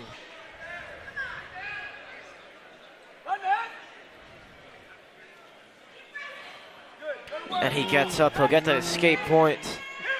He's up by 3 now. Whoa, big move. 2 backs, wow. What a change of events here. Riley flipping the scripts now. He is up by 1. Generelli suddenly has to get going. Wow. See what they call there, Chris.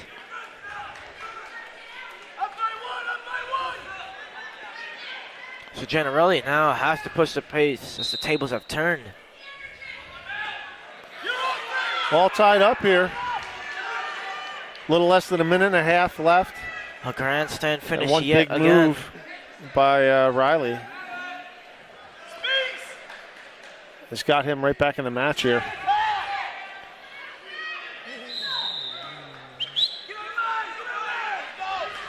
Again, the coach is urging Riley to get back very quickly. Well, he's got a stall call on Generelli. He's trying to get him. That 1 extra point would be huge. Again, they shout commands towards him. He brings him to the ground. Generelli's got a whizzer, arm whizzer.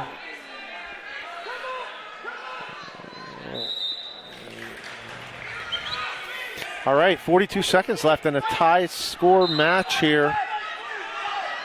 4-4 is the score. Next takedown may win or could go to overtime. We've already seen one overtime in the 285 final.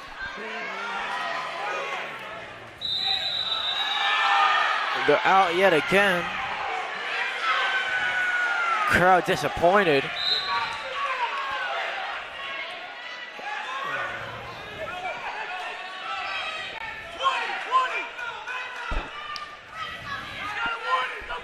"15 seconds left.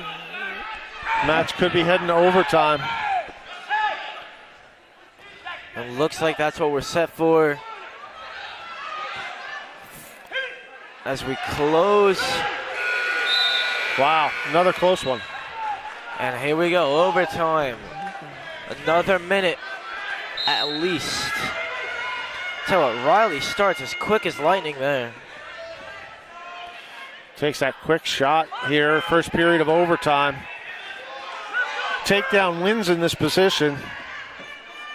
Takedown would be huge. The referee calls a stalemate.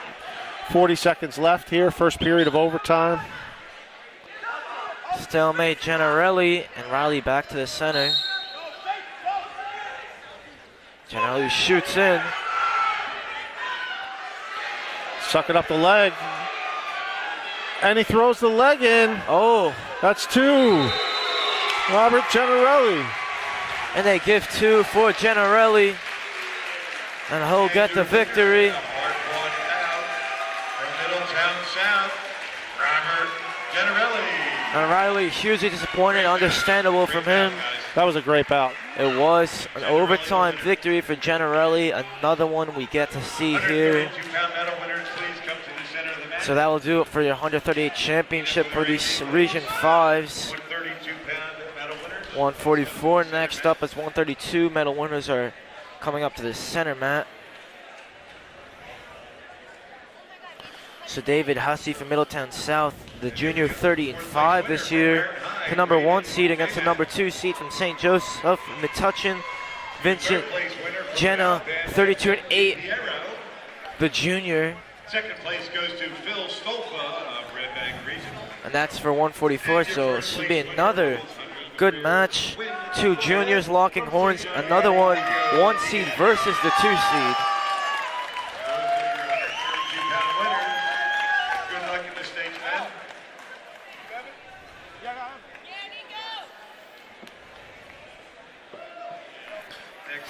Another 1 versus 2 matchup here.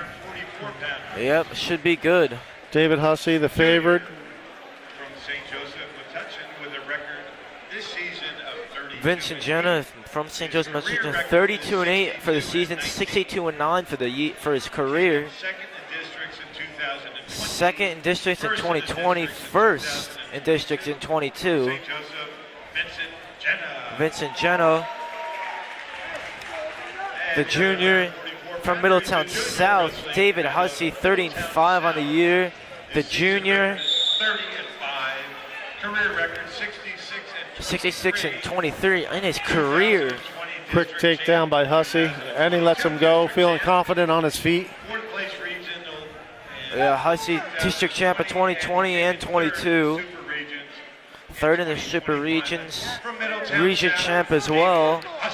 And he's up 2-1 here. The Middletown South man, David Hussey.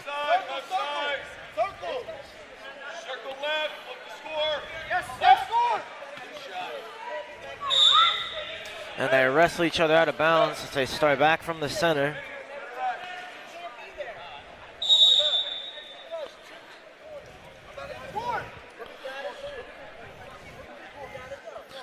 David Hussey, big 44-pounder. Got a lot of length, a lot of leverage there too. He's in on a shot. Gets the 2. All region champs, please stay here. So 2 points again for him. He's up 4-1, David Hussey. All regional champs. And they roll out of bounds. Till the end of today's match. Jenna gets some advice from his coaches, sitting right next to us. You got feet moving. Move your feet. Move your feet.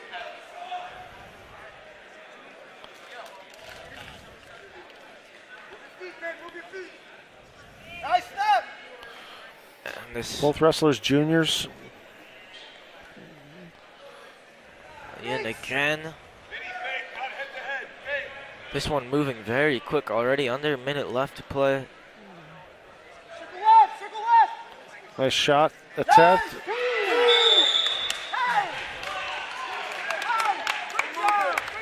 And Vincent Jenna could have had two, but it went out of play.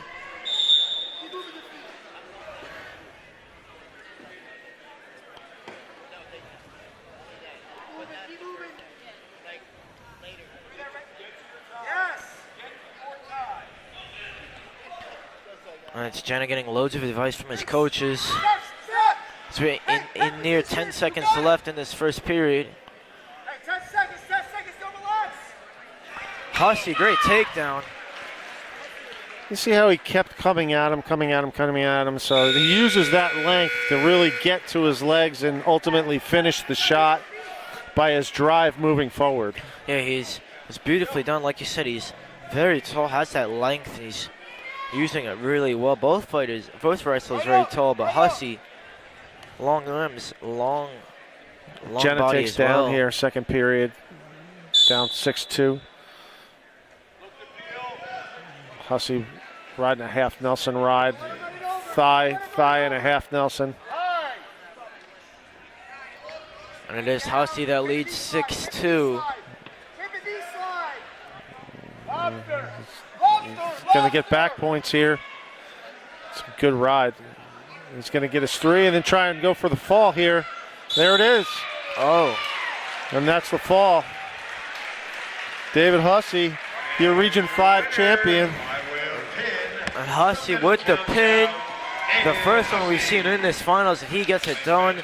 First Vincent Jenna. So Hussey, Region 5, won for 144. Hey.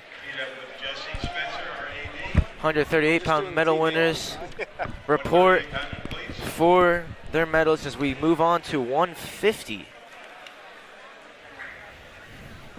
fourth place, from Metuchen, was Francesco Rossiter.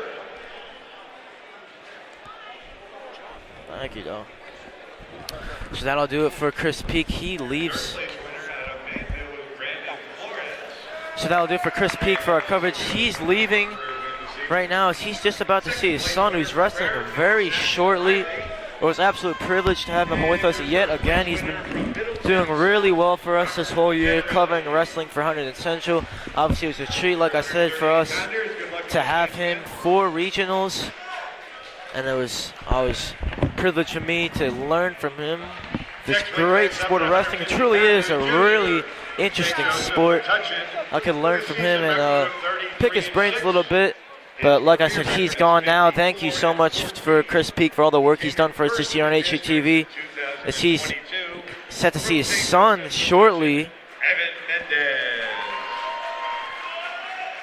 And the senior. As Evan Mendez, from Hunterdon Central the Regional 2 seed, High School, is season fighting. record 6-3. His career record is 65-34. Third place in the districts, a place winner. And he also is a 3-time place winner in the regions. And this should be a great match. Central Regional High School, Nick Canonica. Canonica, the 1 seed from Hunterdon Central Regional High School, 9-4. The senior facing Evan Menendez from St. Joe's Metuchen, 33-6 on the year, the junior. So Canonica has not fought as many matches, obviously, only 13 compared to Menendez is 39. But he still is the 1 seed in this one. He should be the favorite. Canonica for Hunterdon Central, another regional finalist. Some good representation for Hunterdon Central in these regionals. Obviously, it's being fought here in the Fieldhouse. It's a great event for the high school. Great to see a lot of wrestlers for Central fighting in this one. And as Canonica going at it with Menendez, St. Joe's Metuchen having some great representation as well for the Falcons. Oh, and Canonica gets thrown to the ground. And looks like he's pulling up there off his back. And Coach Coach Colodi, athletic trainer Mr. P out very quickly. I couldn't quite see. My view was obstructed by the camera here, but fingers crossed for Canonica that he's able to continue in this one. Menendez, it was a forceful throw. We heard the gasp from the crowd. And he's being checked on right now. Mr. Spencer comes over, central coach is coming over.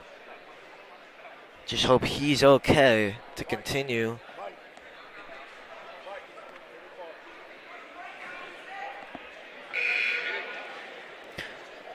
And coach is very mad at the refs as well, understandably.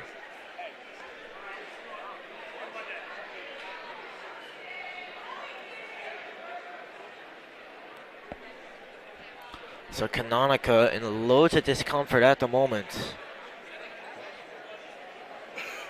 Just hope he's okay.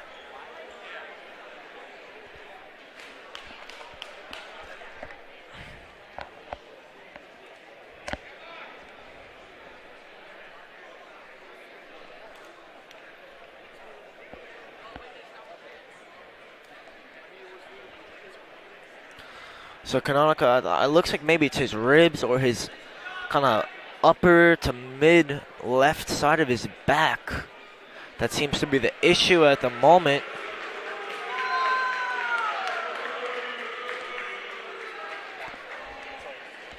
And it looks like it's over here. They call the match.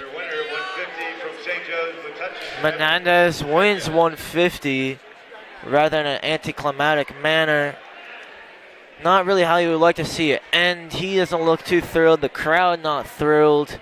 Obviously Canonica not thrilled. It's a terrible result for all parties, but Menendez is the winner for 150 for St. Joseph Metuchen.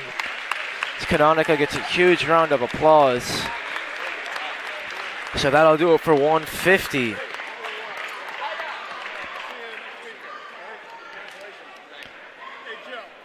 Next up was 157.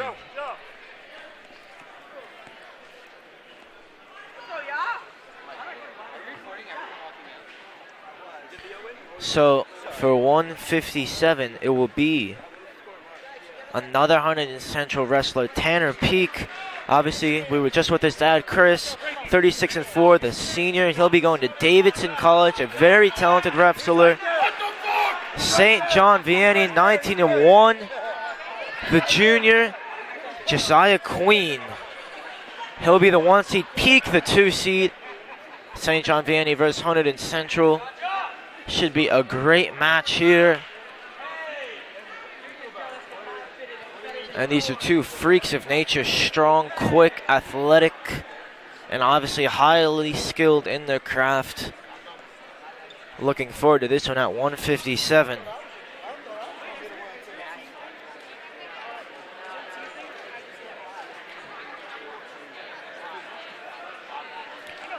But we'll have to wait for that one as refs come in. Looks like a lot of confusion here. Not sure what's going on at the moment. Menendez obviously is disappointed in the way that one ended. He did win. 144-pound medal winners being announced. Right now at the center of the mat. Thank you, medal winners. Please report to the center mat. In fourth place at 144 pounds from Hunterdon Central Regional High School, Aiden Portnoy. Aiden Portnoy, 144-pound fourth for Hunterdon Central. St. John Vianney, Cole Stengel. Cole Stengel from St. John Vianney. Second place from St. Joseph Metuchen. St. Joseph Metuchen. Vincent Jenna. And your winner at 144 pounds from Middletown South, David Hussey. And David Hussey, the winner there from Middletown South.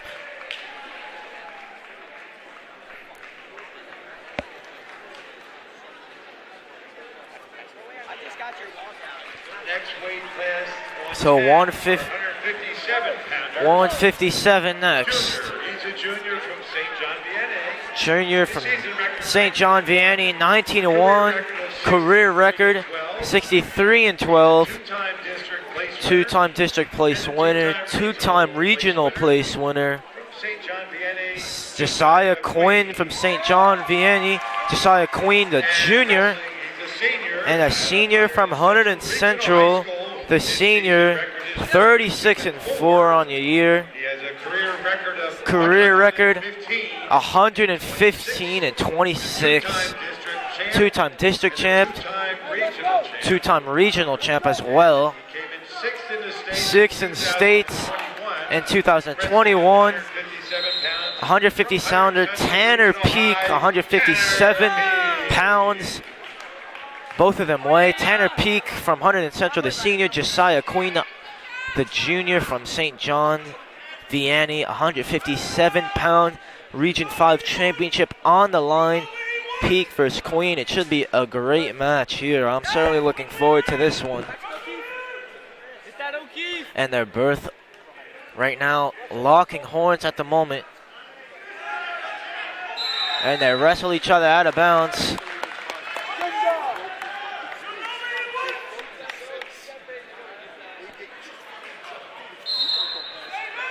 And both of these guys are so strong, so big, yet so nimble, so light on their feet. They both look like they're huge freaks of nature, freak athletes. And they're going again.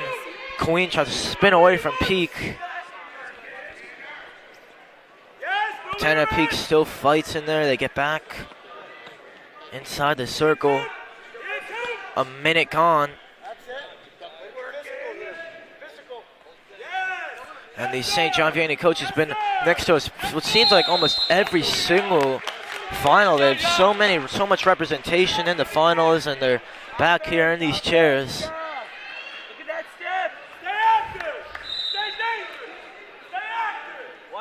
So the Davidson commit Peak fighting here against Queen from St. John Vianney. Still no score yet with under 40 left to play. Peak looking for the takedown. Has head control.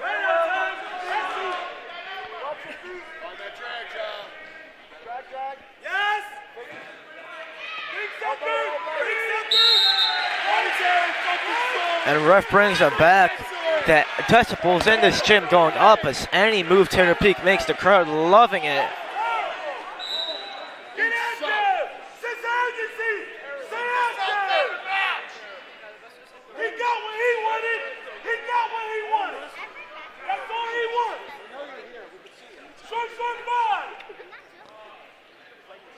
So Peak and Queen locking together once again to end this first period. No points on the board. Start of the second period underway. Queen tosses up. Peak wins it. He wants a down position. He'll get it.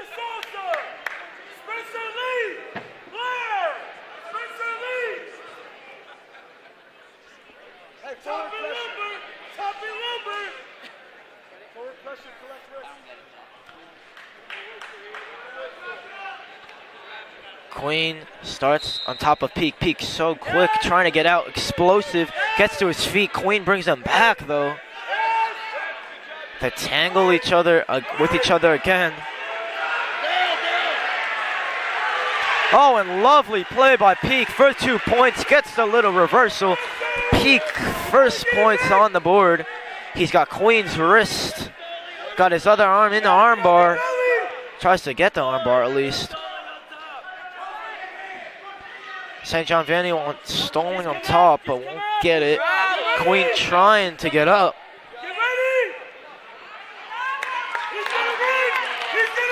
Escape points there for Queen. He'll get one.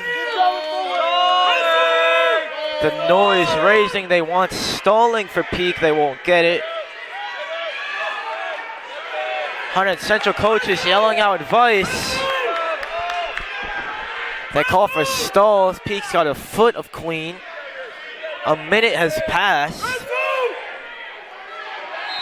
And finally they do call out of bounds as they get it back to the center.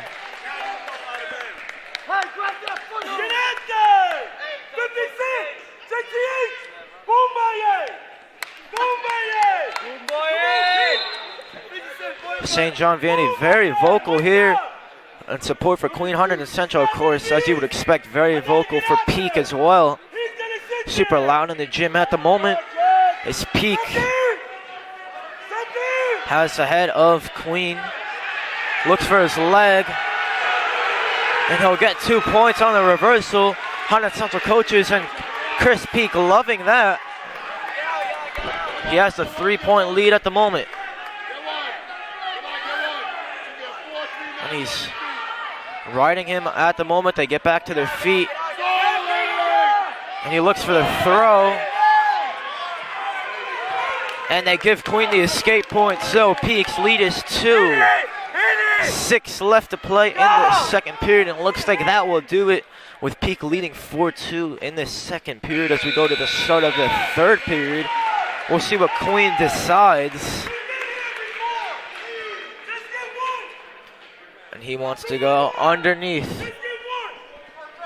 He'll just look for the single escape point here.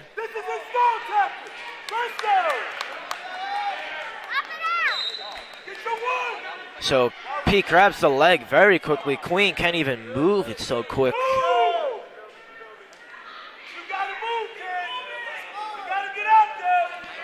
Queen struggling to get up. He's on his feet.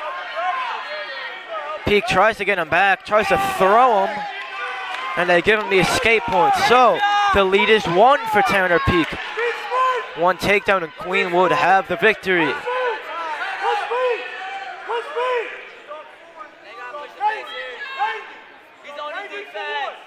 See if the refs call a stalemate here. Not much activity at the moment.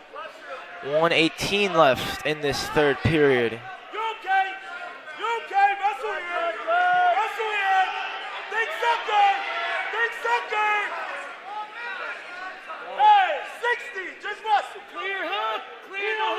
So they're still locking together. Peak has the arm of Queen. Queen has his other arm. They want stalling again.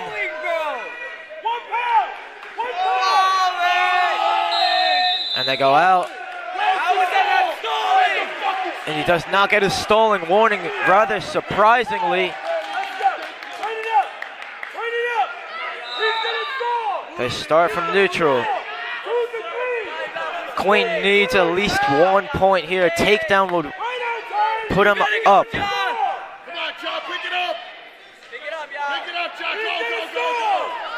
Let's go. Action. Peak has the hand of Queen. He's got on his shoulder blade as well. Under 20.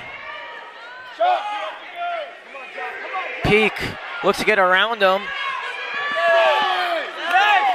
And they give him a stalling warning. 7 left to play. And Queen jumps the gun.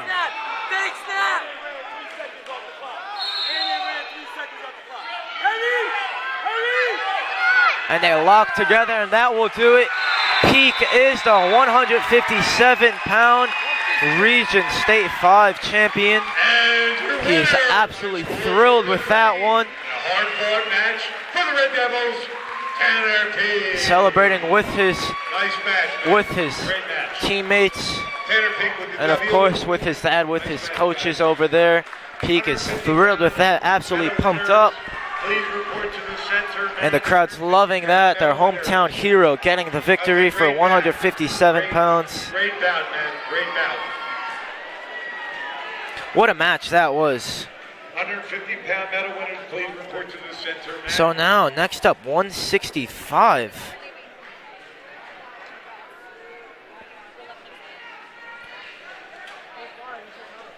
Your fourth place winner from St. John Vianney was Kevin McBride. Third place winner from Middletown South, Alex Quintano. So Second now, place winner from Hunterdon Central Regional High, 150 Nick medalists being announced. winner from St. Joseph, And another Hunterdon Central representative in this 165 match. It is the 7th seed Thomas Brunetti, 24-9, the sophomore.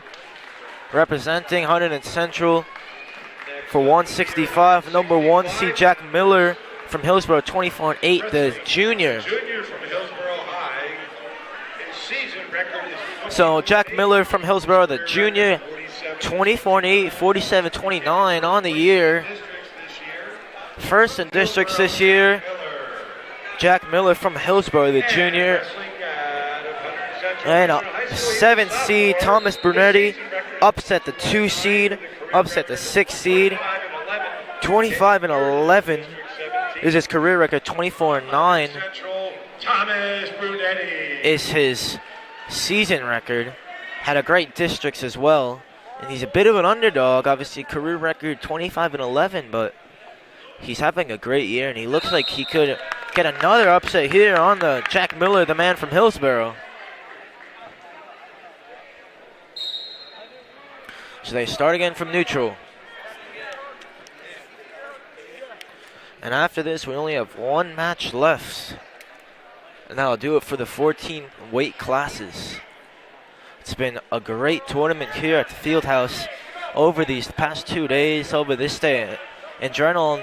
Since we've put the spotlight out, it's been great in these finals.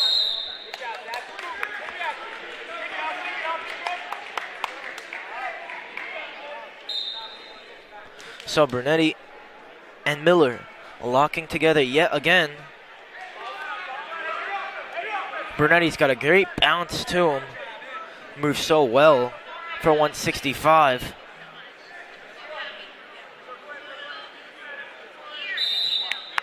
Out of bounds, and Brunetti quick to get back to the middle yet again. They start from neutral.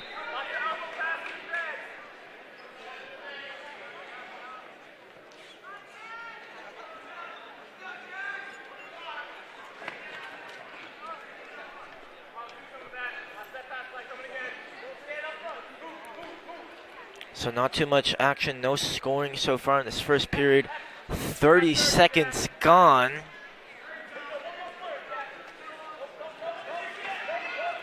Brunetti spinning a couple times, trying to get the takedown on Miller. Gets the throw, and he'll get 2 points. Brilliant there from Thomas Brunetti. 16 seconds, he has the 2-point advantage.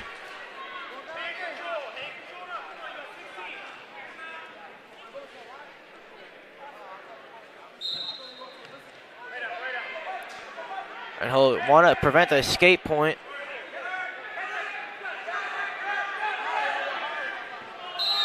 And he did really well.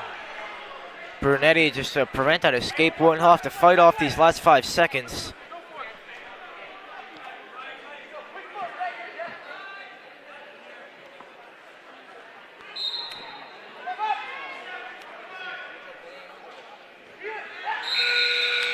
And let's see, they don't give it to him, so they flip the coin. Goes Brunetti's way. He defers. Oh no, sorry, he says he wants the bottom position, so Miller on top to start this second period.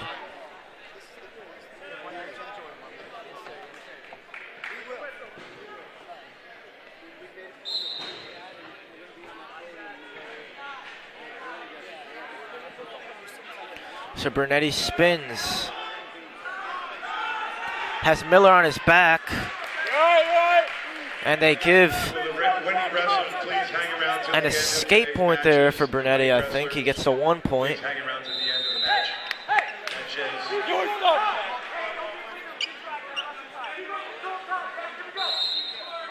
So Jack Miller getting coached up here by his Hillsborough coaches.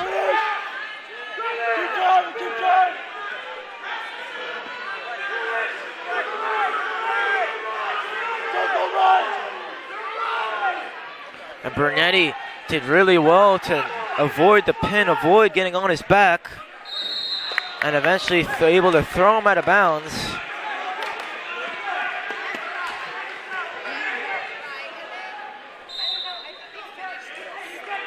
And they start from neutral again, nearing the minute interval.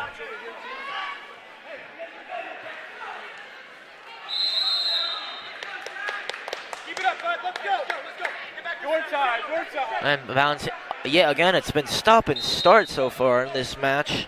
Brunetti, quick shot there. Can't get the feet though. And they're up again.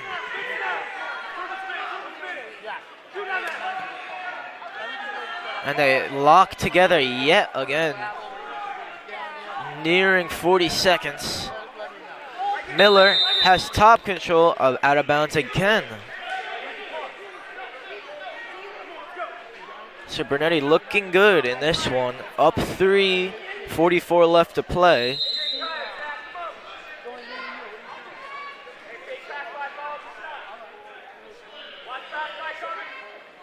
Brunetti has ahead of Miller. 30 left to play.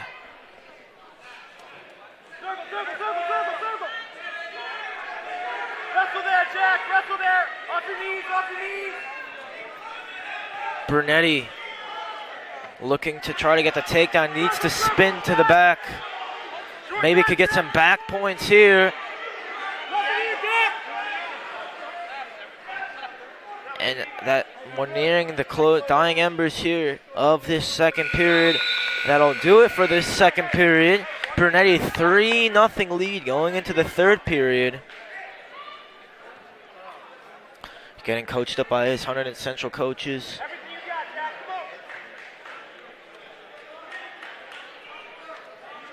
Miller starts in the bottom position.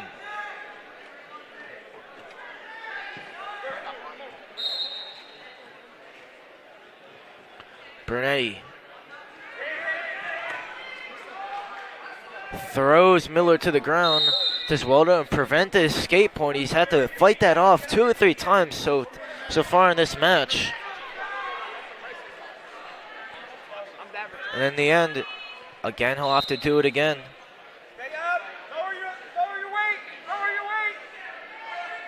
Brunetti tries to throw him again. Goes low, does really well, and gets him to the ground. Will the Manalapan, Old Bridge, and St. John Vienna coaches please report to the head table? So Brunetti on the back of Jack Miller. 1:22 left to play. Now 1:20 left to play, and we'll go back to the middle.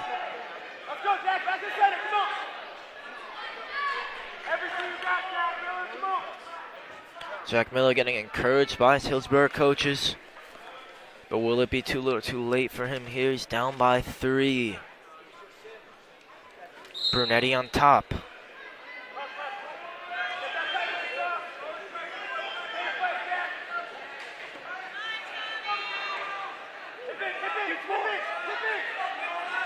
Brunetti gets the head.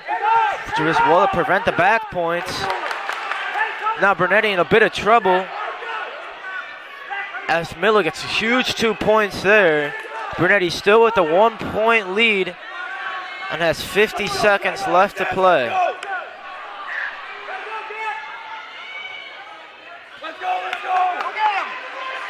And Brunetti happy to just throw him out. Brunetti, they gave him 4 points for the escape. So he has a 2-point lead, 30 left to play. It will be huge for Brunetti to be a regional champion here and get to Atlantic City.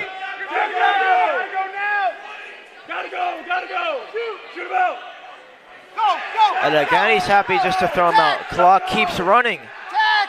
12 left to play.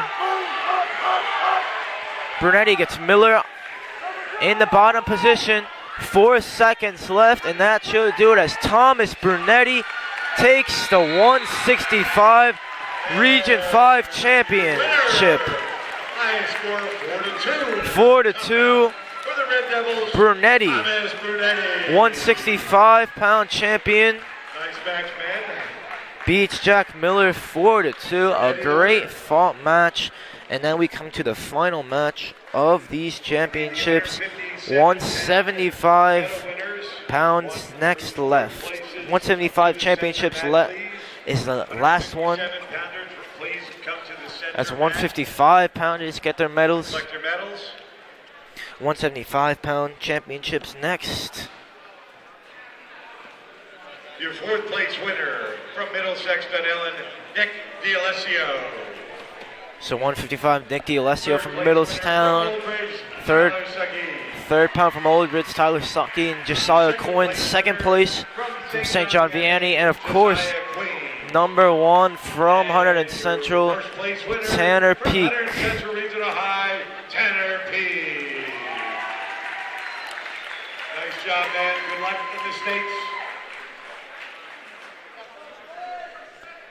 So the final match of the day, 175 pounds. He's a senior. 175. The second seed versus the first seed, 175 pounder, 32-1. Career record 106-17 from Rumson Fairhaven, 2-time district finalist, runner-up in District 18, most outstanding wrestler, District 19, 2-time regional finalist, 5th in states in 2020 from Rumson Fairhaven, the senior Shay Addison at 175, the 175 pounder. The junior from Red Bank Catholic, 23-0 this year. His Career record of 72-7. Second in districts in 2020. Came in First in 22. He got the Outstanding Wrestler Award in 2020 as well that year. First in Super Regions in 2021. Second place in 2021 states. And an all-shore football player as well. Key two-way players in this year's state championship football team. And Sabino Portella from Red Bank Catholic, the junior, 23-0 this year. Both of his brother obviously wrestled before, a sophomore.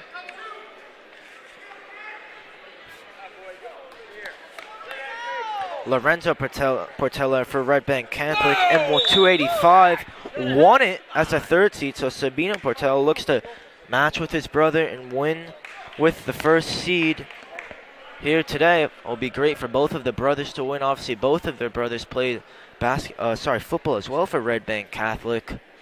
So it'll be great for him if he could get the dub with his brother. Talking with his coaches now as we take a little injury timeout. Again, Coach Colodi out there. Yeah, again, our esteemed strength and conditioning coach and our esteemed athletic director, Mr. P, out there as well. In the last match of the day for 175. Portella versus Addison. Addison 32-1, Portella 23-0 on the year. Addison the senior, Portella the junior.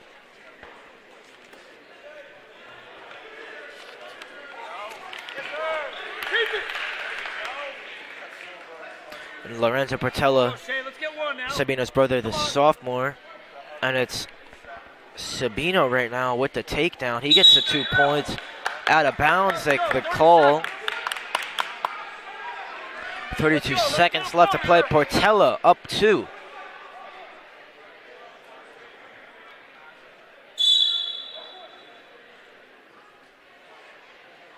Portella looks for a throw. Goes for the leg. And all he can do is get him out. They want the stalling call. Shay Addison from Rumson Fairhaven down 2. Looks for the escape point. Won't get it. See if he can get it now. He needs to break free. 10 seconds. Portella looking for the throw. Gets it beautifully. Out of bounds. Prevents the escape point from Shay Addison.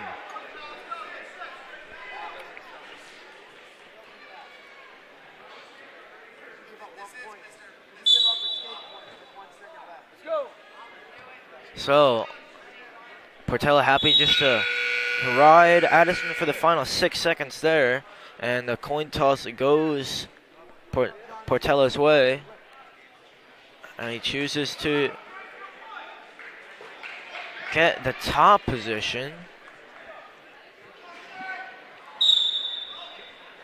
So Addison starts in the bottom position. He can look for an escape point.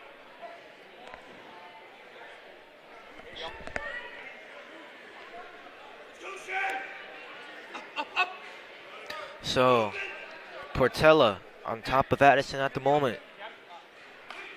He'll let him get up, get free. He'll get the escape point. So, Portela with the 2-1 lead.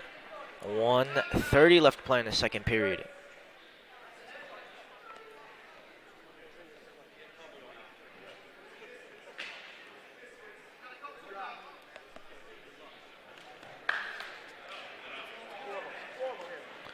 And some hand fighting at the moment. Portela has his arms around Addison's torso. Now he goes towards his back. Needs to get around him though for the takedown. Won't get it. And they're back to neutral. Addison needs a point.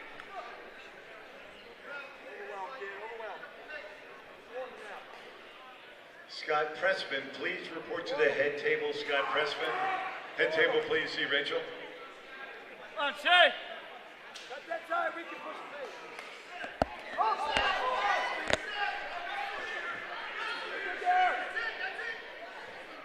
the So Addison in a bit of a pickle here.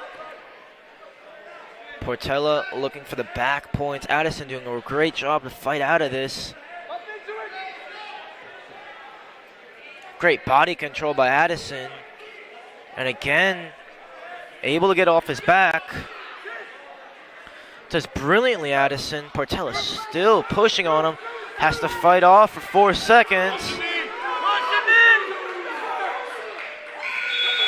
And Red Bank Catholic coach is saying he deserves 2 points there. Won't get it though. And again, it's Addison blood all over his arms, so take a little medical break.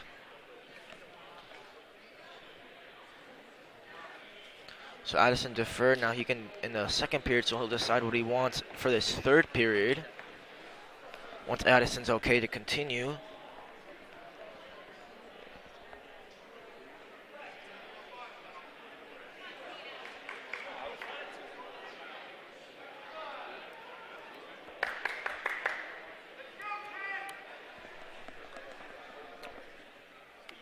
So Coach Colodi wiping off the blood there. So to Coach P, our athletic director, Mr. P, done brilliantly. Both of them, their time here at Hunterdon Central. And Portela will pace around. He's a very strong individual. Still to Addison, 2 very strong guys. Obviously, you would expect it at 175. I think all the wrestlers that you've seen today, muscular, lean, strong guys. And that's why they're in the position they're in regionals. Just to be here is a huge achievement. To be in the finals, even bigger. And a place at Atlantic City at stake. A place to be named as a champion also at stake, which is a huge achievement. What the wrestlers dream of.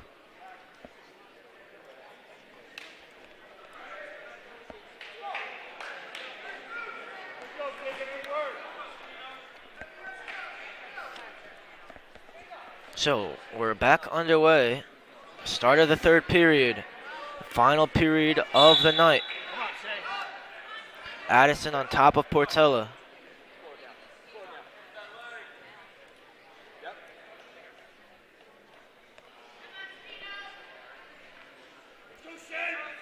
So Portela can get an escape point here. It would be huge. Addison will try to get some back points here. And Portela's up to his feet. Addison brings him back down beautifully.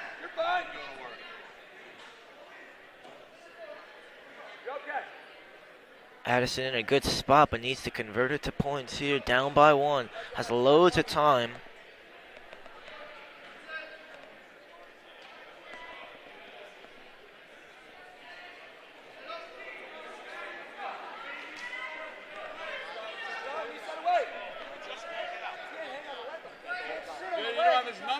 Addison's still on top of Portela.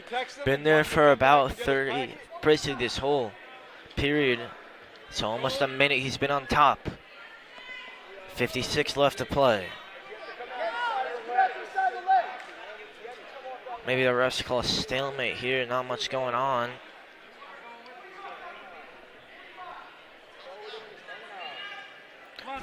Referees in conversation at the moment. No call from the referees, however. Addison needs to hurry.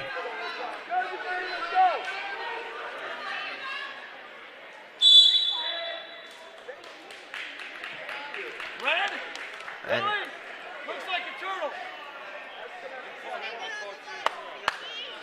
And now I think they call it stalling warning.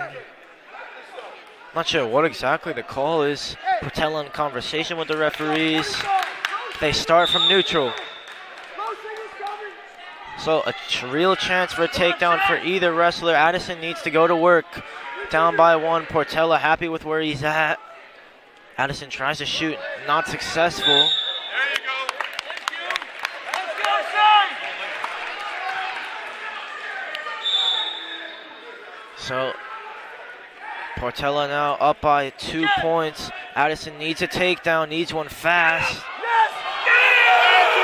And they give him 2. They give him 2 points right at the buzzer. Let's see what the referees say. Call 2. 2. You're well in bounds. What? Whole body was in bounds.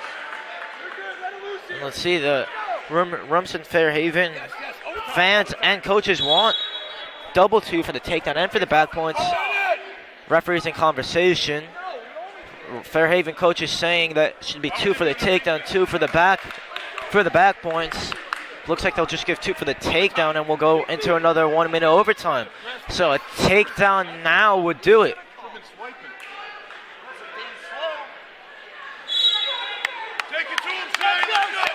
So 1 minute here at least to decide the 175-pound Regional 5 title. Addison versus Portela were locked up here. It's been a great match so far. And they get out of bounds now.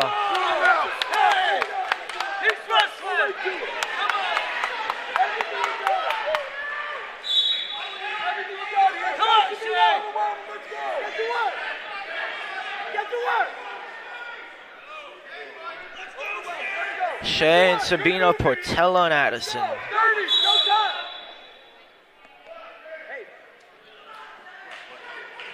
Blood timeout. Yet again. Seen that many times so far. Congratulations. They do pictures after. Tony can take his picture and then they'll come over. Who's going to interview? Yeah. Kid's good. So, blood timeout now. It's been a thrilling match at the moment. 29 seconds left to decide the 175 Region 5 championship here. Addison, great shot. They lock together. Addison's got the leg. Can Addison get the takedown? Not quite. Gets to the back. They want 2 points and they get it. Addison is your 175-pound champion. Throws his headgear on the ground, Rob Gronkowski style. And that'll do it for all of our championships. Addison, a huge victory, fought back, clawed his way there. And Shea Addison, the 2 seed from Rumson Fairhaven, the Region 5 175-pound champion. Portela walks off disappointed, understandably, but he showed great fight. So stay tuned here. We're going to try to get some interviews to you coming up. But overall, it was a great showing here for Hunterdon Central over these last 2 days. Friday and Saturday has been a great event. And we'll wait here for some interviews from our Hunterdon Central champions. We're doing our 165-pound medal winners. CRAB.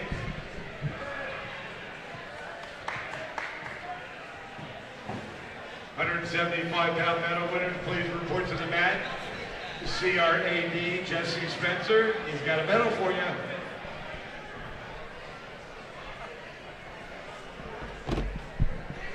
And we also need all of the first place winners to report to the mat for a nice family portrait.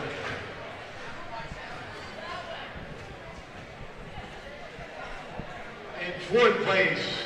And stand by, folks, for a couple of interviews coming up right after the pictures. Where are you, Daniel? Daniel Fishman. Third place winner out of Middletown South, Jack Ryder. Second place winner from Red Bank Catholic, Sabino Portella. And in first place from Rumson Fairhaven in a great match, our winner is Shay Addison. That was a great match between Shay and Sabino. Good luck to the stage men. Hey guys. And then we need all of the first place medal winners to report to the mat. It's picture time, guys. All first place winners report to the mat and smile.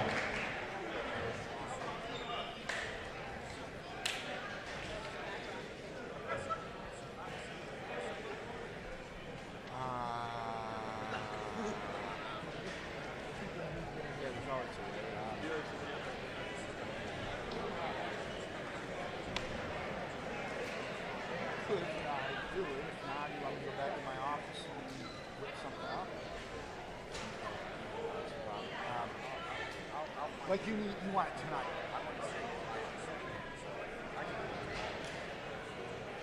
I mean, it'll be on there, Coach, but... All first place winners, please report to the mat. All first place medal winners, please report to the center mat. If you have a problem tomorrow with somehow doing this from your own setup, call me. I can come down. Okay. Last call, please bring up your OW ballots. Please bring up your OW ballots, last call. Outstanding wrestler ballots needed at the head table. Please give them to Rachel.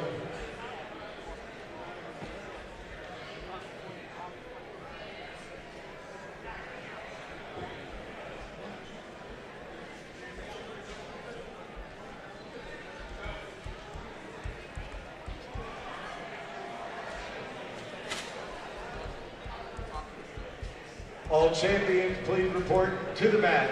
All champions, please report to the mat. Today's champions, that is. Everyone here is the champion.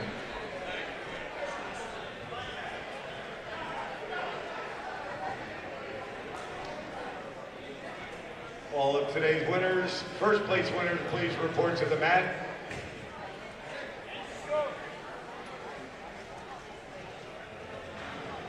Heartbreaker for that kid, second to last, or the last match. Oh, boy, a heartbreaker. He scored last. They were the number 1 and the number 2 state.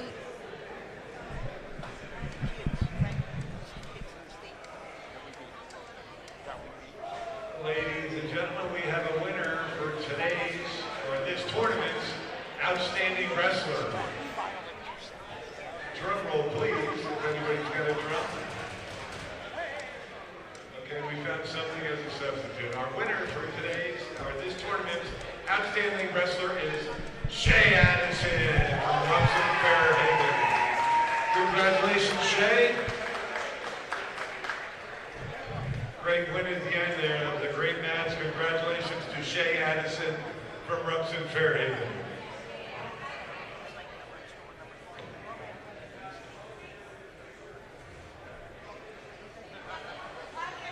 Frankie. So right after they take this picture, bring over Tanner and Burnett. Two guys of ours. Just bring them both over. We'll talk to them one at a time.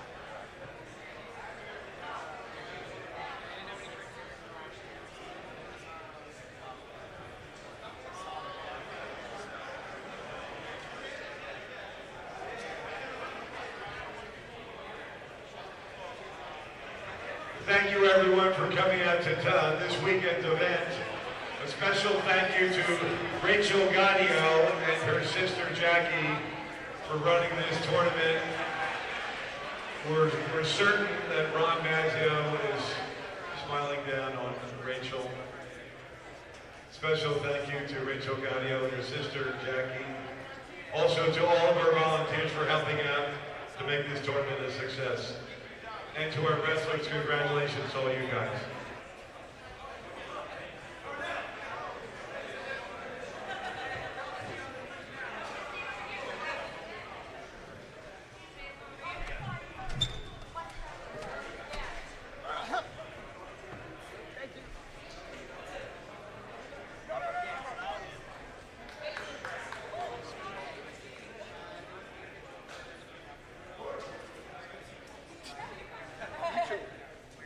So I'm joined here with Thomas Brunetti. Thomas, you came into obviously your weight class as the 7th seed. You pulled out through with the upset. How do you do it? What did that mean for you? Meant a lot. Obviously had a decent seed, but definitely could have gotten better. Wrestled my heart out, believed what I had. I knew what I had to do, and I believe I accomplished that. So now on to Atlantic City for you. You'll be in states. What does that mean for you? I'm gonna wrestle my heart out. I'm gonna wrestle how I know, and whatever happens, happens. So now this is your 2nd year, obviously, wrestling. What have you learned this year, and what has this year meant for you wrestling here at Hunterdon Central? I learned that wrestling is a lot of mindset. Mindset definitely helps a lot. Definitely through this tournament, I had a great positive mindset. I think that helped me get to the finals and win it. Thomas, thank you so much, and good luck with the rest of the year. Thank you. So also next to me, our other regional champion, Tanner Peak. Tanner, 4 years for you now here at Hunterdon Central. Hugely successful year, every single year for you. Good job, Tanner. What has that meant for you? What is talk to us about all the work that's gone into that every single year of just getting to the top of the game every single year. Yeah, I mean, so much work with my coaches, just like getting in the room, even in the off season, grinding, working hard, getting my boys working with me, lifting, doing all the extra work to make sure I could end up on top. And just what a way to end it out. You know, my last time ever wrestling at the Central Fieldhouse, and I'm able to get a region title. I'm just so pumped. So obviously your dad was a hugely esteemed wrestler. What has his support meant for you? You know, he's the reason I got into wrestling. He's showed me so much. Honestly, we always talk about it. He's the reason why I have so much success. He coached me from youth till like 8th grade. I've got all my basics from him. My mindset, you know, he's always trained me on mindset, making sure I could grind out those tough matches. And this last match was exactly that was him, and that was the work me and him put in all these years. So what will the preparation be like now for Atlantic City? So AC, you know, the goal is a state title. It's been that for a while now. I came up short last year, but I was able to get the podium first time. But I'm very determined to get this one. I'm going to work with my coaches. We're going to make sure I'm doing the right things, eating right, sleeping right, and I'm just going to go out, let it fly. Last trip to AC, it's going to be awesome. Tanner, congratulations on these 4 years for your Hunterdon Central, and good luck in AC. Thank you.